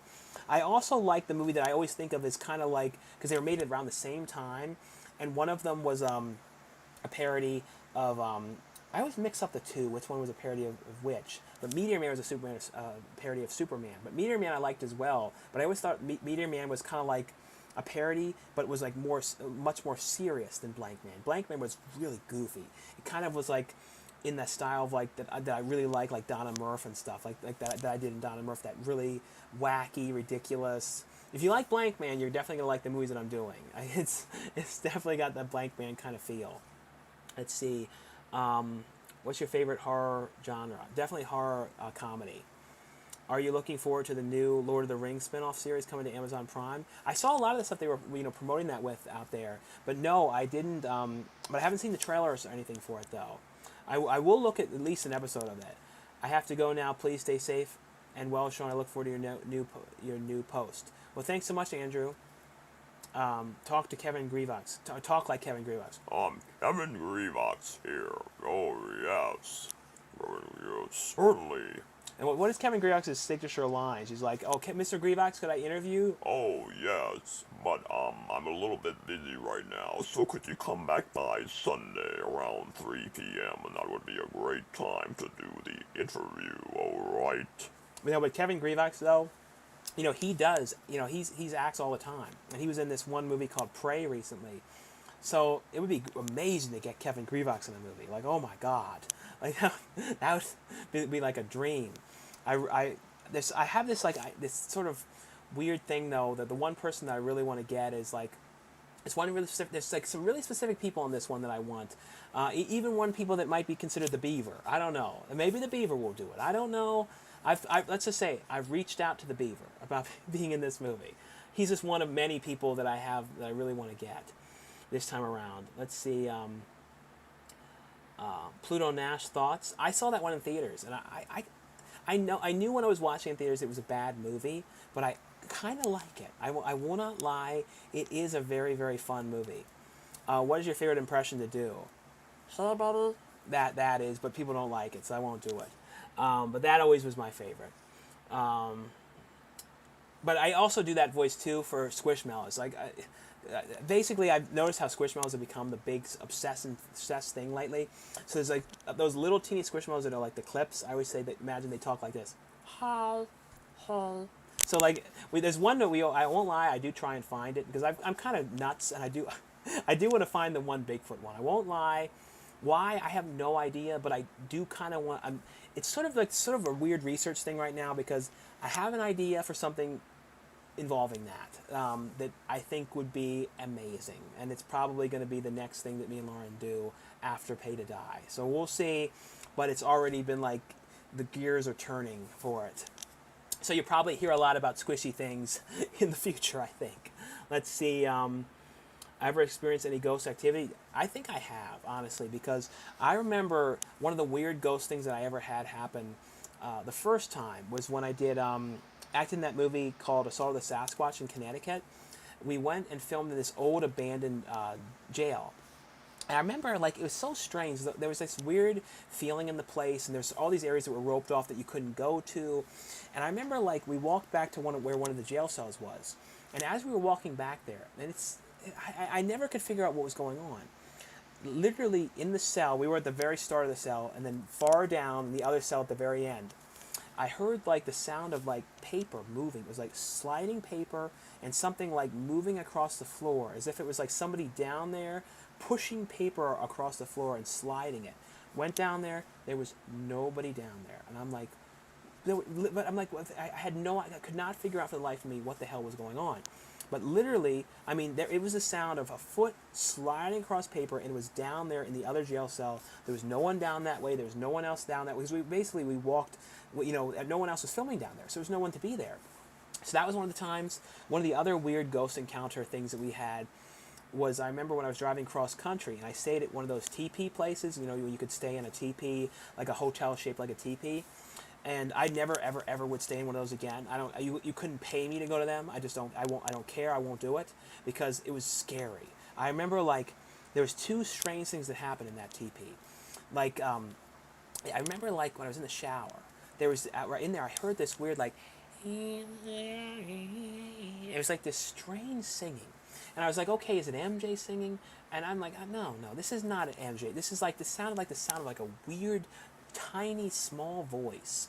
Then I get out, the shower, and then at night, it was freezing in the room. I took the AC, turned it to like, I think it was turned all the way down this way to like 60 or something, freezing. So I turned it up, and then I remember like the AC, in the morning was turned all the way back down to 60. Maybe MJ did it, I don't know. And I asked him, he said he didn't. And the other thing was, I remember that night, and it was another really peculiar thing that happened. And I don't know if it was I was just so tired from driving cross country, but I swear that there was like right next to MJ's bed, I saw like the figure of like some kind of thing like almost like hunching down. I might have been having sleep paralysis is what might have happened. I don't know, but I remember like there was like, and then that sound again, that weird humming. It was definitely the scariest thing I ever experienced in my entire life, in that wigwam teepee thing. And I don't know what it was, but that was one of those times where I definitely did have like ghostly things. So I always, believe in ghosts, all that stuff. You know what I mean? Like I really do. I'm not bullshitting. I always kind of, to me, I definitely think that there's stuff like that. There's some kind of a presence. I'm not like a super, super religious person. Like I don't really follow like organized religion stuff, but I do believe in something for sure. And I definitely do believe in ghosts. Let's see, is Dina Meyer a good Batgirl? Dinah Meyer? I don't know offhand. I have to look up Dinah Meyer. Favorite Batman, favorite Beavis and Butthead episode. Favorite Beavis and Butthead episode? Probably, I don't know. The one that I always really liked is the ones when they worked at the fast food restaurant, and the one where they were like cooking bugs. Whatever that one was, that one I liked, and then the one with when they got nachos that had bugs on it. That might have been the same episode, but those two ones I always really liked. I don't know the names though, but those were the ones that I always really, really liked. Let's see. What's your favorite? I talked about that. I just read the details for Poltergeist 4K. Special features are still a joke. Do you have a frog in your throat? I don't think so. I do. I will say though, I've lost my voice a little bit because I've talked a lot lately. Because just from crowdfunding and everything, I've been talking to people on the phone and sending people details and messages about the projects and stuff like that. So I will say, I definitely have my voice is going a little bit just from talking so much. So the good thing is though, we do the crowdfunding and then we have a full month before we shoot. So plenty of time, and I won't have to do a lot of talking as much, so I can rest my throat. Like especially too, like usually like the 3 or 4 days before I film, I try to like talk like as little as possible to just protect my voice and all that type of stuff. Because there's nothing worse than blowing your voice. I blew my voice completely doing Shark House. I mean, the thing is though, what sucks is I'm gonna have to screw my voice up again to do some ADR because I liked it when it sounded screwed up. So I don't know what I'm going to have to like scream at the top of my lungs, like in the car in the middle of nowhere somewhere to get my voice a little raspy, because by the end of Shark House, it just got insane. So I'm hoping that some of it is okay, that I don't have to change some of the dialogue in these spots, because I felt really good about the way I did some of it. I think a lot of it's going to be okay. There's some I know I'm going to have to fix, but it's just some of the voices on that was just hard to get my voice to that level, and I have to be so loud to do it. That's the only other thing that sucks, is I got to get so loud, because I'm not one of those kind of people that can just do. I can't act without doing expressions. Like it's impossible. You see some people, they can go and like, voice actors, they just, real seasoned voice actors, you see them doing all the expressions and crazy faces, but some people just go, oh, yes, and they do a real deadpan face. I just can't do that at all. Like, I can't, and especially for when I have to do the ADR for Sharkman, I'm already preparing. I think I still have the original bandages. I'm probably going to put them on. I'll just wrap my face with them and then put the goggles on again and do it, because I need to do it to get back into the character again. But what sucks is I had to get back in the character and do a little bit of dialogue for them about 2 weeks ago. And just because that character is so hateful and terrible and mean, I got sick that night. I was like ill because it was just hard to play that character. That's the one thing that's why, like, on all the movies that I'm doing going forward, me personally, I don't want to have to play for a while any really mean, bad characters that are like bad people or killers or anything like that, because it's just too much for me to have to play something like that, and it's really hard to. I'm very method. I'm a very method when it comes to acting, and you wouldn't think that with me at all, but I can't.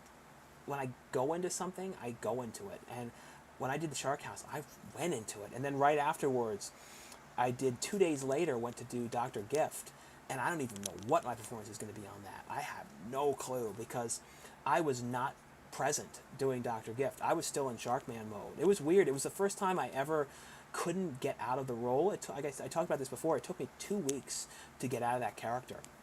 I mean, that's why I'm worried about having to do the ADR, but it's just like, I know how to come out of it a little bit better now, but then it was just impossible. It was, I mean, I don't really, it's weird to talk about this stuff, guys, but I like to open up about certain things, and I almost have these live streams as like my therapy about certain things and stuff, and I think it's just like, I don't know, it's sometimes it's better when you talk about stuff.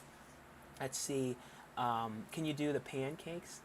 Can you do the pancakes expression from Cabin Fever? You know, pancakes. The one that I absolutely love in Cabin Fever, though, the way that actor delivers that line, where it's like, well, if my boy gets sick, then he's like, well, if I get sick, I don't care, but if my boy gets sick, and then it's gonna be a problem. I'm gonna make it your problem. Like I love that whole scene in there. That Cabin Fever, though, is such an amazing movie. When you look back at that, now, that's a great movie. It really is, and it's like. I really hope that Eli Roth gets to do a movie like that again, because I feel like, he went so 180 with doing that House with the Clock in its Walls, which I enjoyed it. I really did. But I want to see him come back around to what he used to do. I think that he was really good at that. I'm really glad, though, that Ty West is sticking with what he's really amazing at and doing these amazing throwback horror movies. I really don't know if he'll ever go Hollywood and fully Hollywood, and like all of a sudden we'll see him making some huge thing. I don't know. I think he'll stick with A24, and A24 is still is still indie. It's not Hollywood, but I really cannot wait to see Pearl. Like I said, like that looks amazing, and the thing too is it's so crazy. Is like I remember seeing Ty West at a convention, and this was years and years ago, and he just kept staring at me. And I said, "Hi, Mr. West." I said, "Yes, I reviewed your movies. I noticed you kept on trying. You looking at me and giving like that weird look like this." I said, "I don't know if it was because I'm fat." He's like, "Oh no, I thought I knew you from somewhere." I was like, "Yeah, I reviewed the things." So he watched the videos. That's what's so surreal is like when I think back to people that watched Don and Murph and the videos and stuff back in the day, like Adam Wingard watched my reviews, and it's just like, and now he's directing Godzilla movies. It's just like so surreal to see and just to think about some of the people that watch these things early on and the stuff that they're doing now.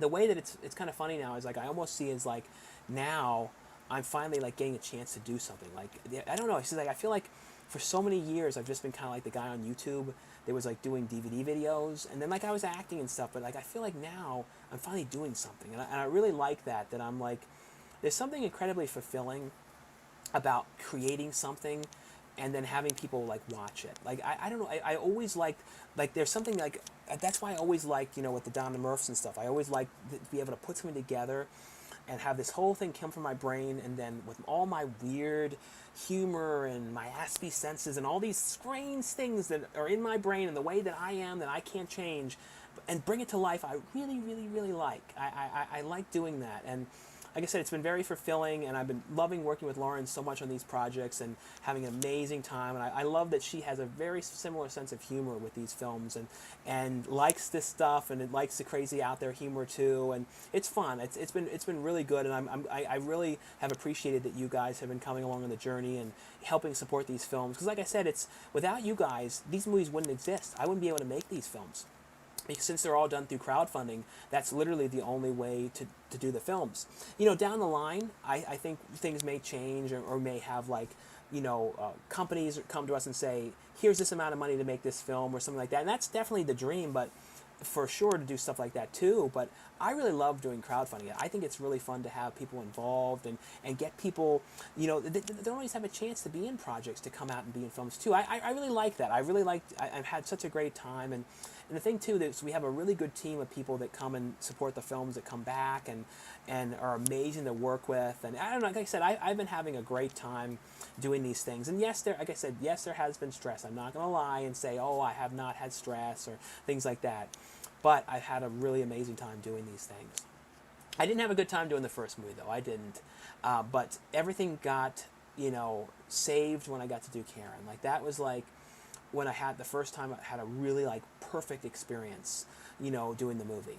I had a good time though on Shark House, but like I said, I was so into that character that I was just sick the whole time. Like I'm not even going to tell you how bad I was the last day. Like when I was driving to when I was driving to the hotel, basically we had an Airbnb. I never talked about this, but it's better if I say it. I feel better. We had an Airbnb and we stayed in, and then it was only for the certain amount of time, and then the last night I had to find a hotel room.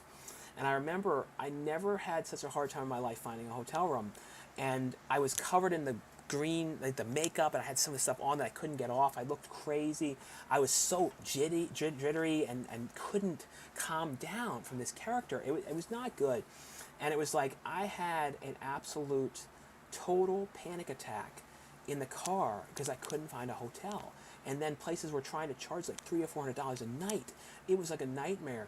And I was so tired and so out of it and so like confused because, like I said, from that character. It's not fun though. Like I said, guys, method acting, and if you're that kind of a person that does it, and anyone says, that's why I really feel for like when they talked about people like Heath Ledger and stuff had a hard time, because this is something I only did for 4 days and I got sick. Heath Ledger was doing that movie for months, shooting Batman. And this is 4 days and it screwed me up that much. You know what I mean? So I can only imagine. I think it was just that I was playing a character that was so mean and so bad, and like I said, it was just, like I said, no more doing that. Let's see. The story sounds like Unsolved Mystery. What scares you the most of that show? Yeah, Unsolved Mystery scares me so bad, and the narration too. There's something about like the original narration to the original series where it's like when he's talking with that music, it scares me so much. Like I feel like too, in a weird way, that like when you die you're going to hear something like that, like, or if somebody kills you and you've been stabbed, you're going to hear that in your head, like that Unsolved Mystery thing, like, will they find who killed Sean? You know what I mean? Like there's just something about, like I said, I don't know what it is. As a kid I was terrified of the Unsolved Mysteries music and that narration. As an adult I still don't like that. I never have liked it. Let's see. Let's see, where is this? So it says, as a gay man, do you like Jordan Peele movies? I'm actually not gay. Like a lot of people always kind of wonder if I'm gay or not, but no, I'm actually not gay. I have no problem if somebody is, but I kind of like always leave people wondering. I've always kind of like being very mysterious, like a Pee Wee Herman, like, oh, what am I? But no, I'm sorry, I'm not though. Let's see. Hey Sean, hope you're well. Well, thanks so much, Peter. I live in a haunted house, so I've experienced a few strange things myself, man. No, I can imagine. And the thing is, too, like, I remember watching that one, was it a documentary or a movie or something I watched about, like, this one house that was, like, super haunted, and they, like, I think somebody from Ghost Hunters or something bought it, and it kept having all these terrible things, and I remember something about, like, it was painted red. I can't remember what it was, but I remember it was, like, this one super haunted house that it kept selling or something like that. Let's see, one time I woke up due to falling on my bed like I was floating on a few inches above it. Now, I've had those like falling kind of feelings. Though I remember one thing I heard that somebody that we like my dad knew or something. It was really sad. He was sleeping or something, and he fell out of his bed. He was like on a bunk bed, and he broke his back and was paralyzed when he was so he woke up and fell out of the bed. So it was crazy. So yeah, I remember hearing something about that. Let's see. Let's see. Really love those streams, Sean. Well, thanks so much, Peter. Let's see. Do you leave weird things around set like Jared Leto? Like leave weird things around on set? I don't think so. I mean, like I've never done anything like that. I do have problems though with like noise. So like there's times though like I literally have to say to people, I'm really sorry. Please, please, please, can I have 5 minutes when no one talks or says one word? Because it's just because of the way I am, I can't concentrate at all with noise. At certain times, like I literally can't do it. You know what I mean? Like, and on the one movie, the one actor, and he was the name actor, so I just had to put up with it. But oh God, he kept looping this particular song, and it was throwing me off so much. And I was getting so confused, and it was like I was having all these, it was on Wood Switch. I was just getting so confused. It was just and I had to figure out how to like something was acting up with the equipment, or I don't remember exactly what it was, but something, and I remember it was just like, oh, let's see. Yeah, I agree that the best to talk about things, it's better not to keep things bottled up. No, I agree. I think it's better just to talk about stuff and everything like that. So I definitely agree. There are things in my life though that I can't talk about because I've signed NDAs and things like that. So there are things that for the rest of my life I'll have to keep to myself. But at least for the most part, most things I can discuss. Let's see. I had Cabin Fever DVD. The family version on the DVD was funny. Yeah, I remember too. What sucks is the Cabin Fever Blu-ray. I think it was one of the first discs that I ever had. What looked like it had disc rot starting to have on it. I don't know if it was disc rot or like, I don't think it was disc rot. It was more like something was the matter with the disc. And I think I remember hearing that some of the early releases from them had some issues or something like that. I do hope we get at some point a better Cabin Fever Blu-ray. I'm really surprised that there hasn't been like a Shout Factor or Arrow Video edition of that one. Horror is a terrible genre. Well, that's the only thing I like though. And the thing is, Marco, I wouldn't even know how to sell anything else besides horror, because it's really, really hard to sell, and get interest in stuff that's not, horror. Like, I don't know if I ever did like an Indiegogo campaign with Lauren for like a straightforward comedy. I don't know if it would get it. I don't know. I feel like people, everyone's always so supportive, so I feel like people would still support, but I don't know if it would just be as, we would get as many people that, different people on the project and stuff. I don't know if it would get as much attention for people like, oh, I want to be involved in this.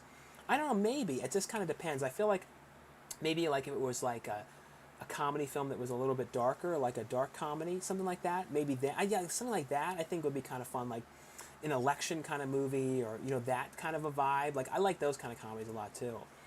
I'm really looking forward to being in the Mistletoe Massacre. I'll admit I'm very nervous about filming myself, as will be the first time, but hopefully I'm not too cringe. Well, thanks so much, Ian. Thanks so much, Ian. I'm sure you do a great job in it.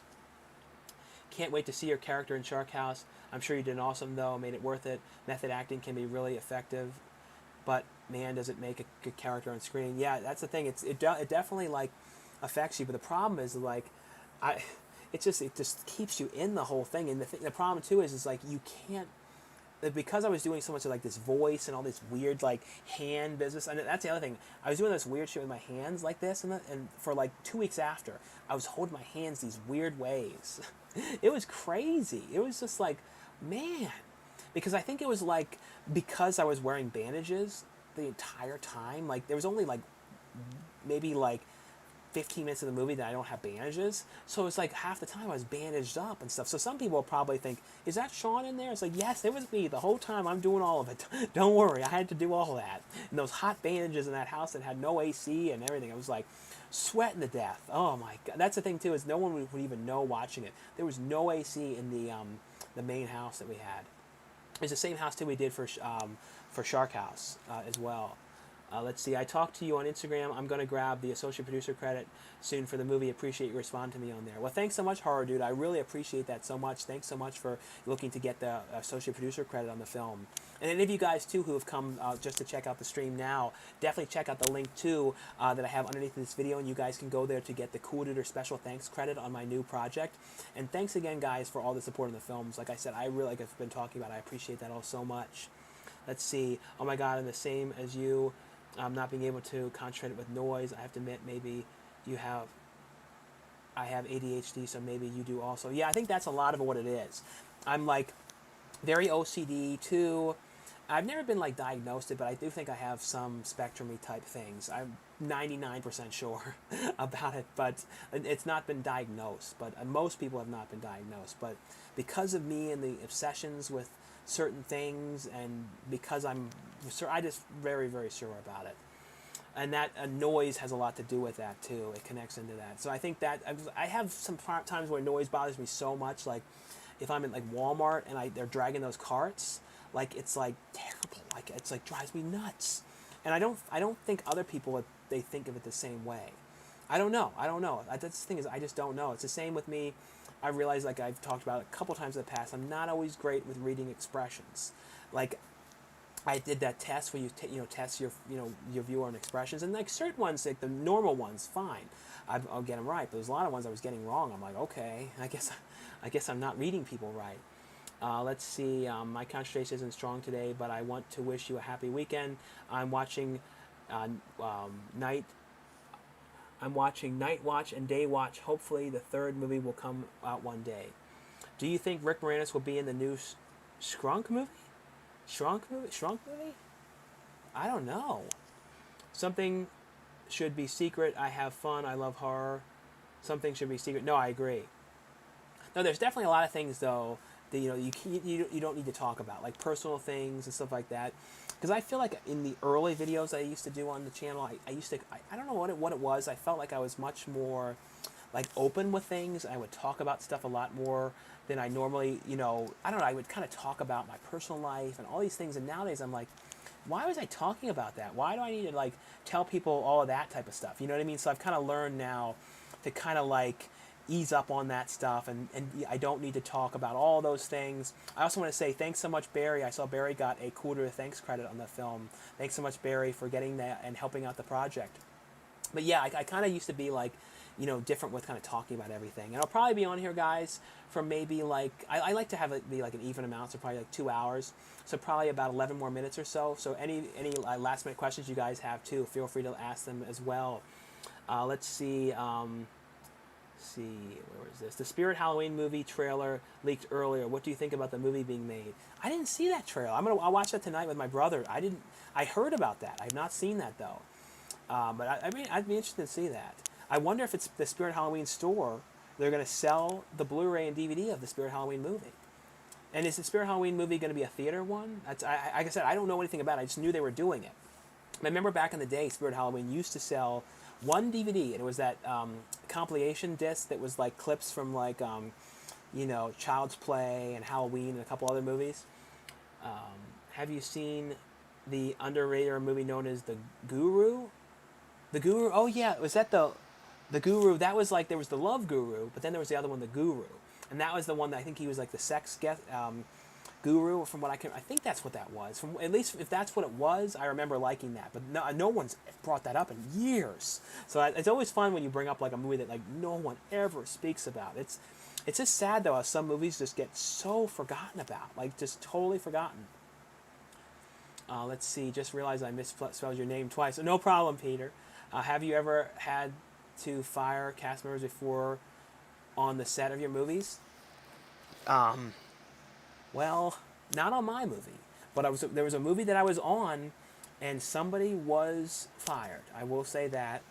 But there's definitely been discussions with cast members, yes, but never anyone had to be fired though. I don't really like to fire people. I really want to help people out, and if there's a problem, I want to try and work things out with people, and so I'm not a big fan of firing. But if it was a big thing, I definitely would though. Someone says, can we chip in 50 to buy you a mic from Amazon? Well, if you want me to buy one from Amazon, I guess you can. Send me the link to the one to buy, and I'll buy that exact one. I mean, I have a Mac, so I mean, if there's a better one to get, let me know. I mean, but tell me what it is, and I'll just get the exact one. I see a $5 super chat here from Peter, and thanks so much, Peter, for the $5 super chat. I didn't know what to put in the message, but thanks for all the content, man. Really helped me out. Helped me starting off with my horror collection. Well, thanks so much, Peter. I really appreciate it. And thanks so much for all the questions and stuff tonight. And I really appreciate the support on the channel. And thanks again, guys, for all the support on the channel this evening. That those of you guys who've been getting the super chats. And thanks again, guys, too, who have been going over to get the Coolduder thanks credits on the film. Let's see. Oh my God, not the same as you. Being able to concentrate. I talked about that. Hey Sean, how's it going, bud? Can't wait for your new project. Sounds great. Looks like a great. So hey Sean, how's it going, bud? Can't wait for your next project. Sounds like a great idea. Going to contribute for sure. Well, thanks so much, Tommy. I really appreciate all the support.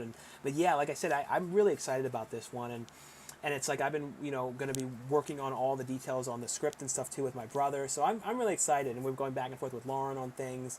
So it's going to be really fun.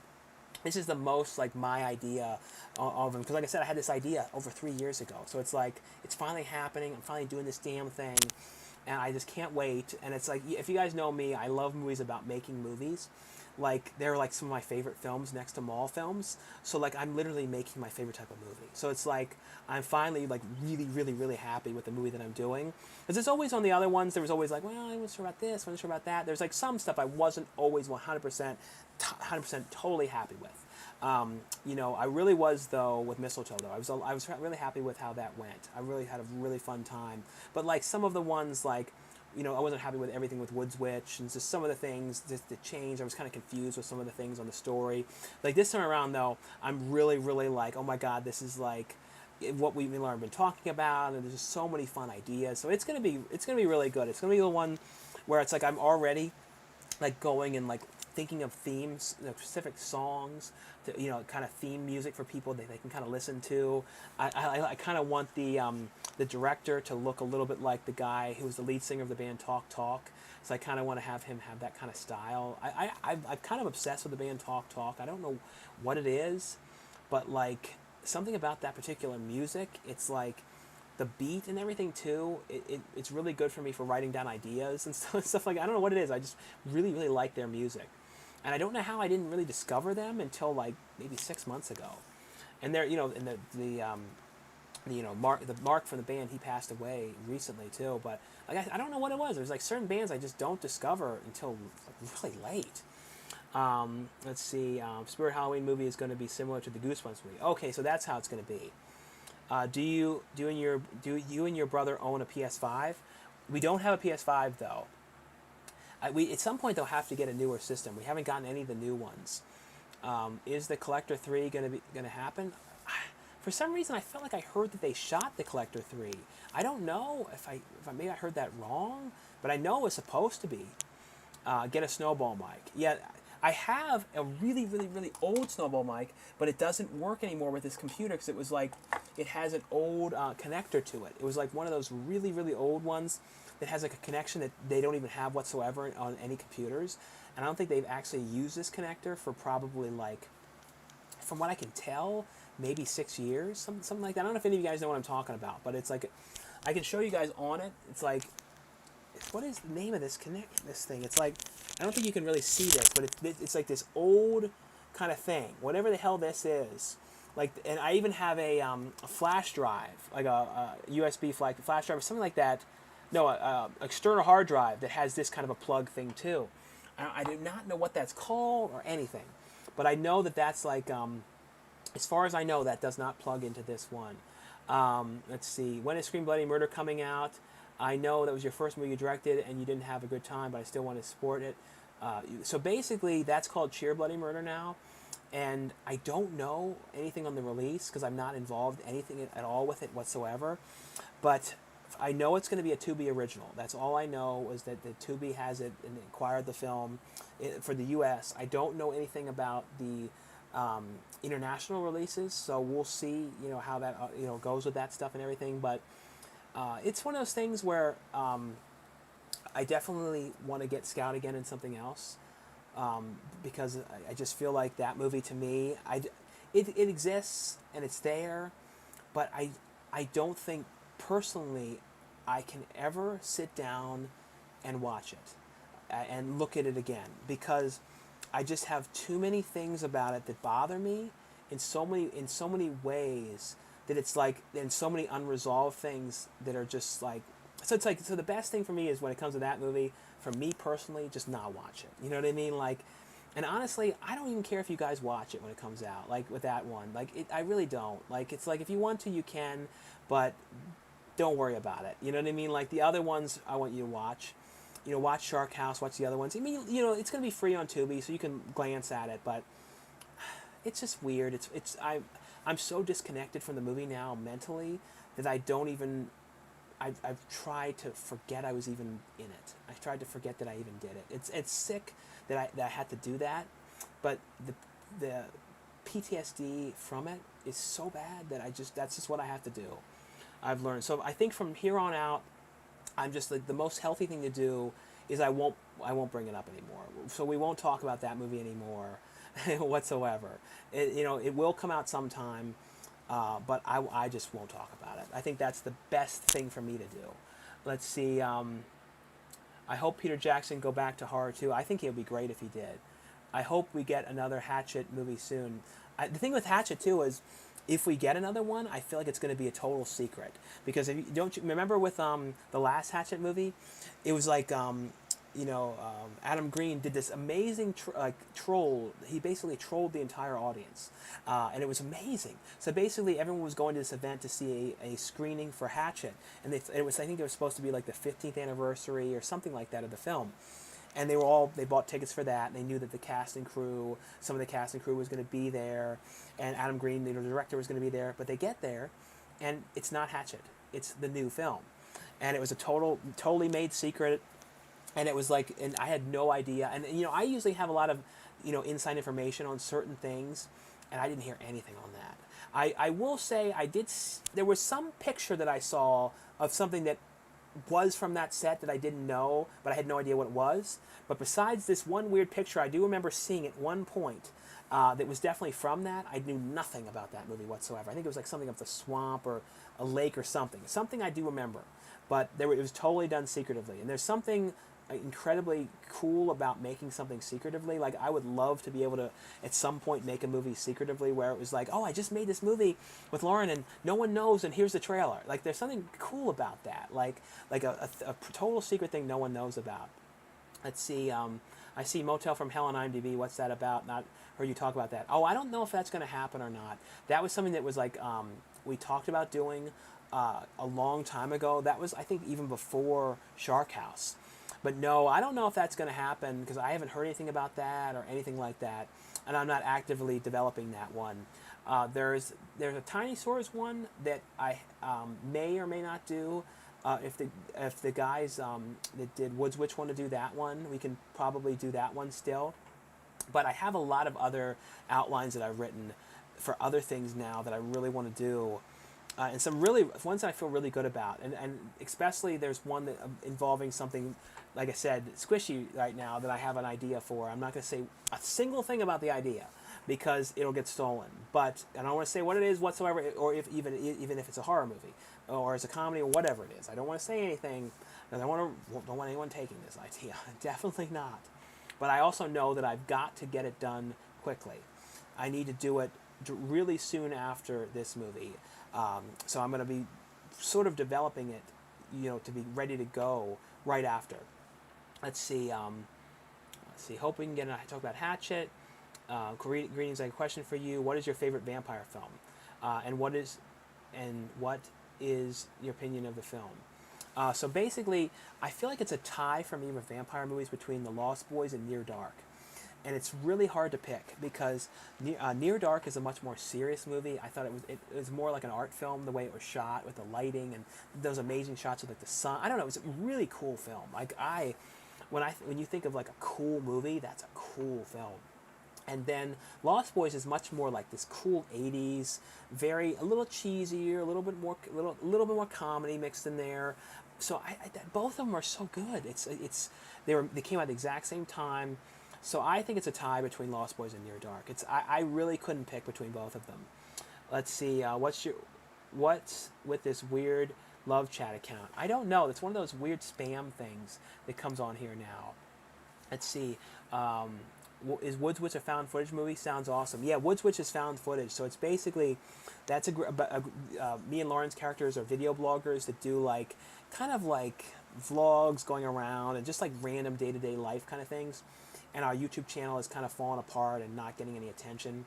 So we want to try and do something to get attention. So we saw a character in the beginning, he went out and did this 48-hour challenge out in the woods. Something happened to him when he went missing. You see something grab him in the video. You don't know what it is. So basically, everyone thinks is it fake, but our characters decide they want to go out there and interview the people in the town, see what they know, go out there, and they bring along two of their friends as well. It was basically about a group of people out there and discovering what's out in those woods. And it's probably one of the most insane found footage movies that I think anyone will ever see, because it's just so many incredibly odd, insane scenes that happen in it. I can't wait for you guys to see it. I really think we'll probably get it to really good company because we have really, really good actors in it too. Like Sally Kirkland's in it, and Tom Sizemore, and Lasardo, and there's all. I mean, we have. I couldn't believe when I think back on how many celebrities that we got in that one, and we made that movie for such a small budget. I mean, such a small budget for that one. Let's see. But you directed it. It's your movie, right? Sheer Bloody Murder sucks. You feel that way. I wish I knew what happened. But yeah, I can't talk about any of it. But yeah, I did direct it, and I know it still is my movie, and I'm in it and everything. It's just, I think it's more just because I just had a bad time with so many things and mind games and just I don't know. I don't know. I look at it as like a scary thing for some reason. I remember the one day when I came back from Woods Witch, I believe, the box with the masks for Scream Bloody Murder fell on the ground, and it was the first time I had seen them since that. And it opened up in like this real perfect way where the mask came out, and I saw it. I'm like, oh my god! And it was just like I got sick. It was just like I started shaking and stuff. I'm just like, oof. That's PTSD though. It's like you get certain things when you have certain things that set you off, you start to shake. And like without saying anything about what the reasons for why, on Scream Bloody Murder, the first couple nights, the entire bed was vibrating because stress was, and I was so broken on that movie. The entire bed was vibrating. It was just like I never ever felt like that in my entire life. So yeah, that's why I don't like to talk about the movie. And that was from scared. I was just scared. I don't know. Let's see. It's just it's not fun to talk about. So we won't talk about it anymore.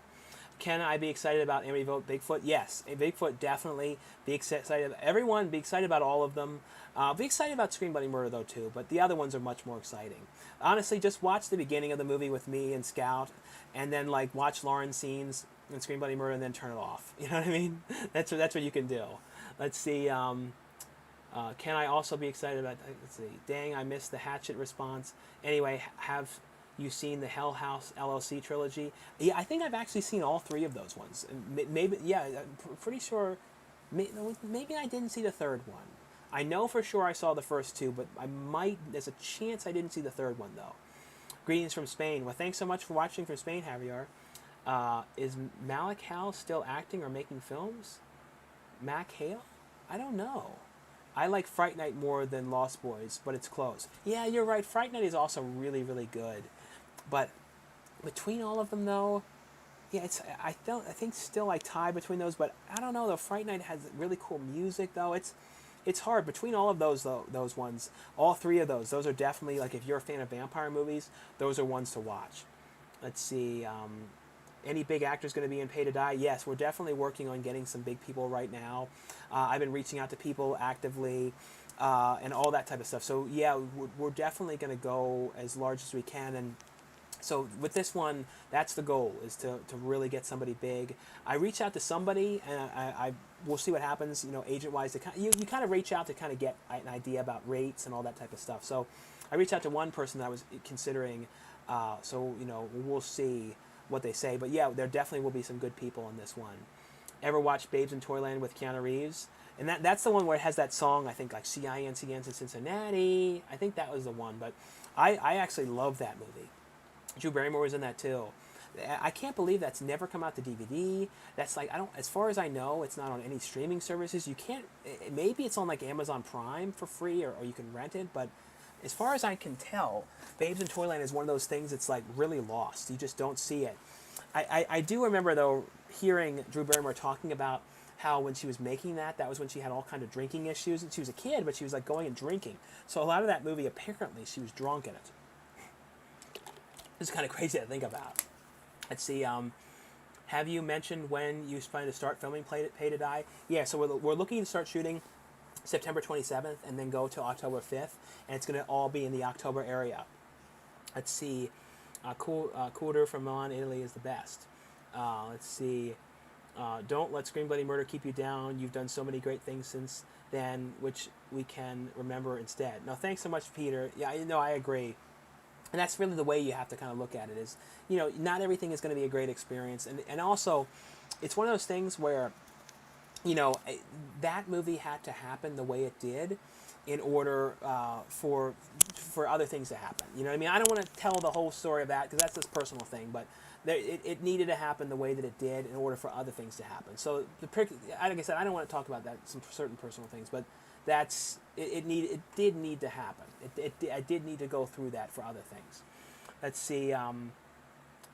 Mistletoe Massacre sounds like a good time. You haven't filmed that yet, right? No, we did shoot Mistletoe Massacre. We shot that in May. So we filmed that in May and finished like early May. And so we started the very, very end of April and then went into May. I think I can't remember how many days into May that we went.